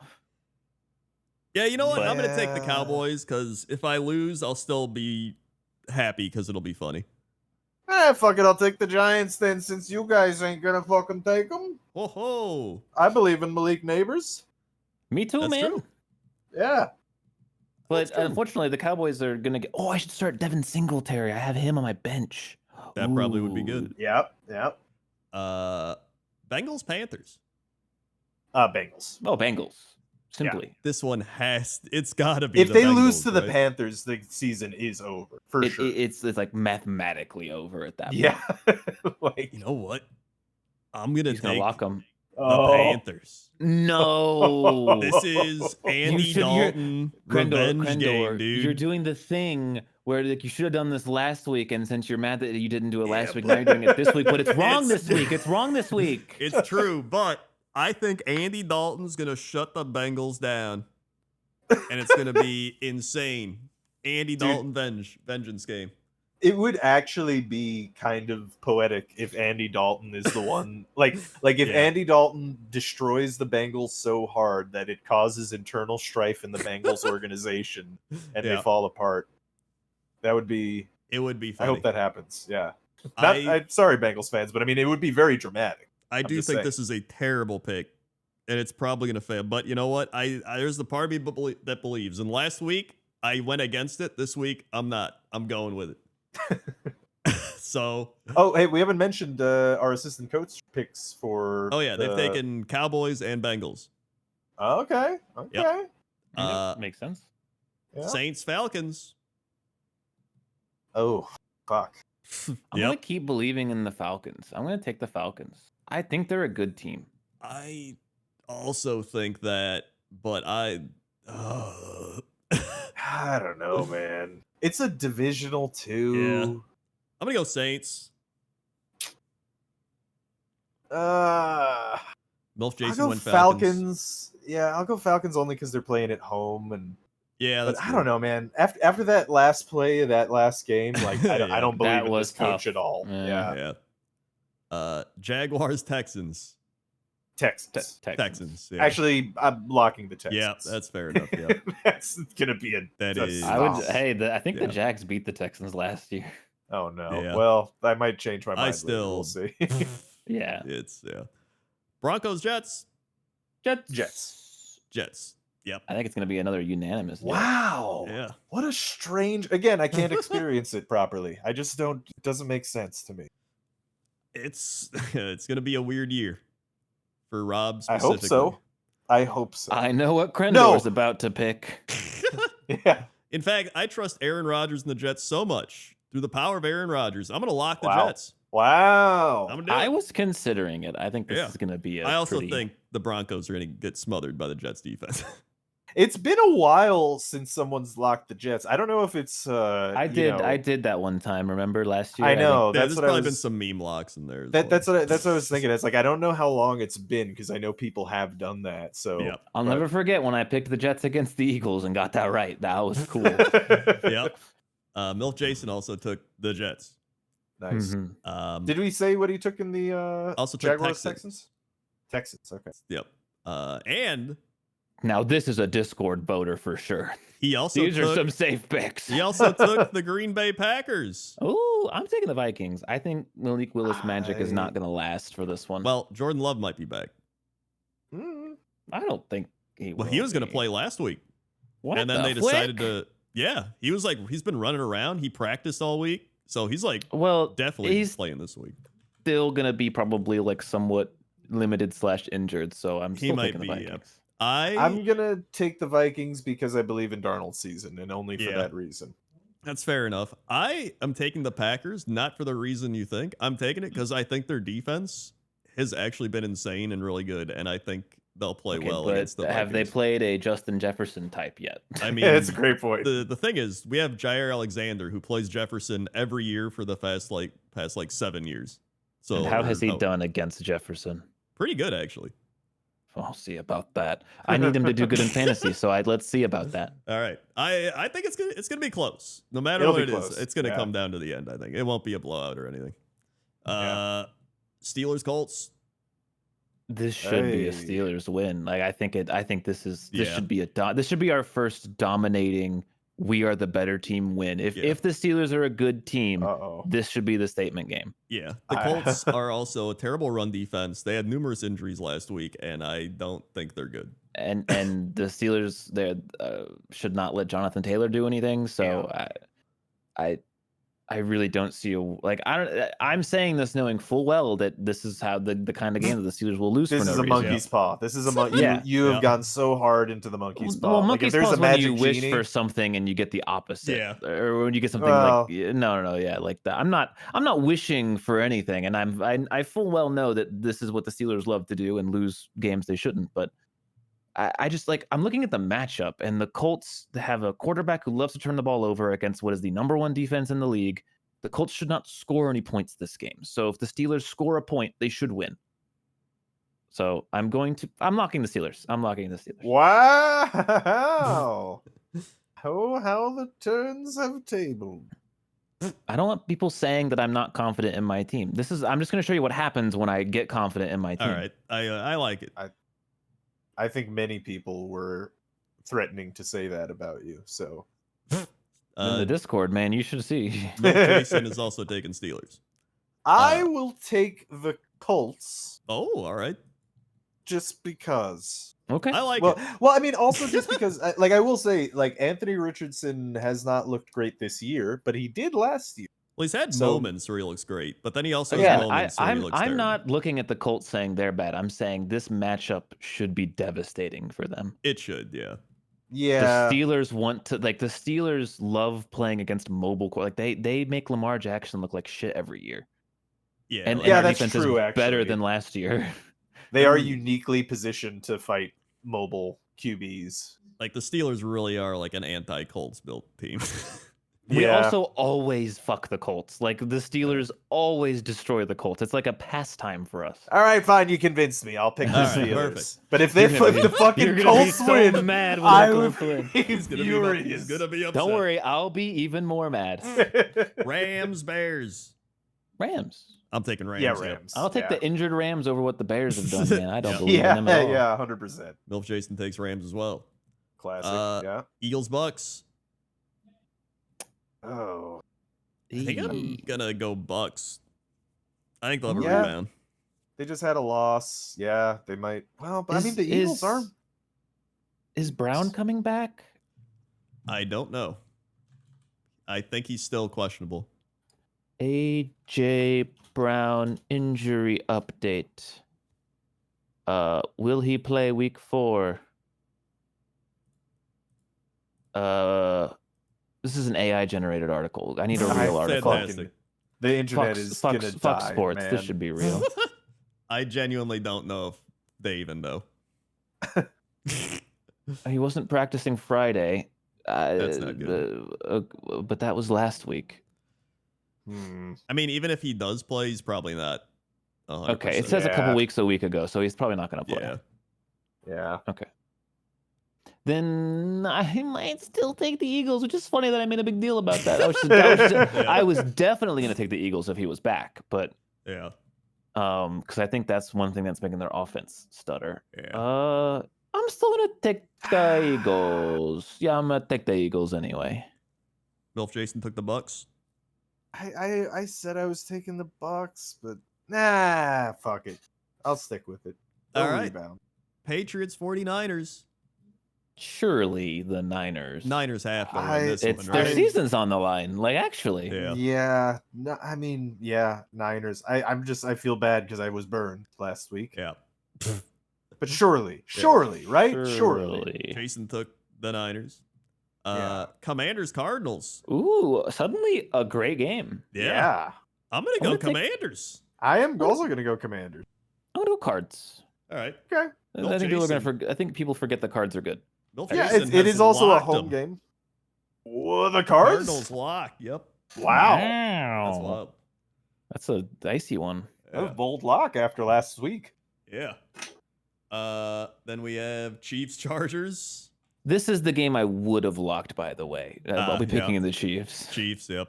Oh yeah. I mean, I don't know, man. I mean, Herbert's not Brother, playing. Herbert probably won't play, and Yeah, or he might play actually. Yeah, I guess. Well, yeah. Chiefs, Their whole team's their O line's injured against the Chiefs D line. Are you kidding me? Yeah, It it's not. is divisional though. It is divisional. True. But What it's is? also I the actually Chiefs. wonder. Yeah, exactly. I wonder what the Chargers' record is against the Chiefs. I think past they couple of still years. just always. I think they just always lose by one score to the Chiefs every year. Yeah. That makes sense. But yeah, I'm taking the Chiefs. Browns Raiders. Gross. Yeah. I'll go Raiders. I'm just gonna take the Browns because it's for the same reason I took them last week. Like I think they're gonna win, and I'll be happy if I'm wrong, and I won't mind losing the pick. I get it. I will take the Raiders. Also, why is this a 4:30 game, man? That is a weird evening game or whatever. Put that one Afternoon earlier. Yeah. Afternoon. Yeah, Bills Ravens. I'm taking the Ravens. Oh, I'm gonna go Bills. It's the same situation as last week where I'm like, I would be like, they can't go 1-3. Like, I would Yeah. love for this team to be 1-3, but like, I hate the team too much for the universe to allow that. So the Bills are going to lose this game Yeah. somehow. Yeah, I mean, it would be very shocking if the Ravens ended up 1-3. It would. But also, the Bills kind of feel like they're on fire right now. Yeah. They are, but variability and such, they'll come back True. to earth. Jason Yeah. took the Bills. Yeah. Yeah, I mean, I'm taking the Bills. But All right. I don't know. Sound like dog. someone was like prying it out of you. Yeah. Yeah. Well, I'll it's 'cause take that one before. They've got a good defense though too. Yeah. You know, like it's They do. hard. Oh, we forgot to for mention them DeMar Hamlin got his first career Oh, interception. yeah. True. he did. Yeah. I wanted to mention that, but I was too busy shitting on the Ravens. Yeah. or shitting on the Jags. There's a lot of teams to shit on. Speaking of shitty teams, the Titans, Oh, Dolphins. this is the first game where I'm like, we don't have to pick this one. We should just say, I'm gonna go Titans because they haven't won yet, and I feel like they needed at least one win. yeah, the Dolphins they're starting Tim They don't Boyle. even know their Yeah, quarterback is. Like it's maybe gotta it's be Tim Titans. Boyle or yeah. I mean, they still have Tyreek Hill. Yeah, but So, they don't have anyone to Tim throw the Boyle. ball to him. They may as well just Yeah. snap at the Tyreek Hill, see what happens. Yeah, Yeah. really. Let him roam Titans. around. Yeah. But I mean, I don't know, man. Jason took the Dolphins. What? Okay, Yep. that's a And bold pick. Bro thinks Dan Marino's gonna start? Like, yeah. Seahawks Lions. Lions. I gotta keep rooting for the boys to bring it home. This is, I think, Yeah. a game they got a Yeah. prove it game. I'm gonna go Prove it game. Lions. I actually Show also that you agree. can keep up with the Vikings. I think this is also a Lions win, and it will end their the Seahawks winning streak. Yeah. You mean keep up with the Packers after they win, of course. Right. And yeah, they also took Lions. But Just No. one Did Lion? you lock anyone, Krindor? You locked the Jets. That's I like right. the I like the Jets. Yeah. Who did I lock? You locked The Texans. The Texans. Oh, yeah. Is there anyone better? No. That's I'm pretty telling good. you, I would lock the Chiefs. Well, The Chiefs? Yeah, man. here's Randy. Randy. Randy's picking the Randy. Cowboys.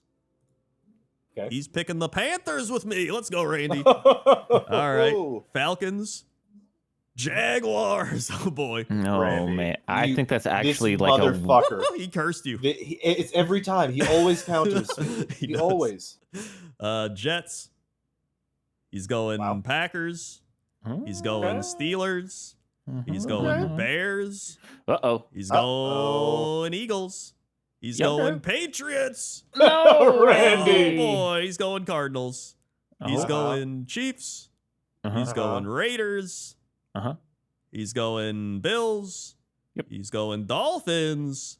And he's going Randy. Seahawks. Randy. Randy's He's having having a another wild one. tough week again, Yeah. man. Randy is locking the Pittsburgh Steelers. Okay. Hey. Okay. All right. Randy Blessing? Yeah, I Randy need to Blessing. decide. Should I switch my pick since Randy counterpicked me? I don't know. Should you? It's up to you. Fuck! Oh, dude. I don't remember the stats on that. Damn it. There's got to Well, I be a guess we'll stat find of out. Rob switching his block after Randy locks against. There's got to be another Yeah. a stat within a stat. Oh man, you know what? I bet you I know a stat that Pixelhaven and Hipponora don't have, Yeah. which is times that we switched our picks, Oh, that is a good one. We'll challenge. right? Because them. they See if almost certainly are not recording that. I mean, Yeah, sure, there's no way. Right? Yeah. Well, that's it. Thanks for listening, everybody. This is a honker, like almost 3 hours in. Yeah. Oh my God. Jesus Christ. Yeah, we did have rants about just random shit in this one. Yep. Yeah. So, Well, I hope thanks you for- enjoyed. Yeah, Season's back on, baby. Yeah, season's back. Good football, and we'll thank you, Patreon members, patrons. Thank you, Patreons. Go check it out, Patreon. Thank you, Randy. Thank you, Randy. And we'll see you next week. Da-da-da-da-da-da-da-da-da. Bye bye.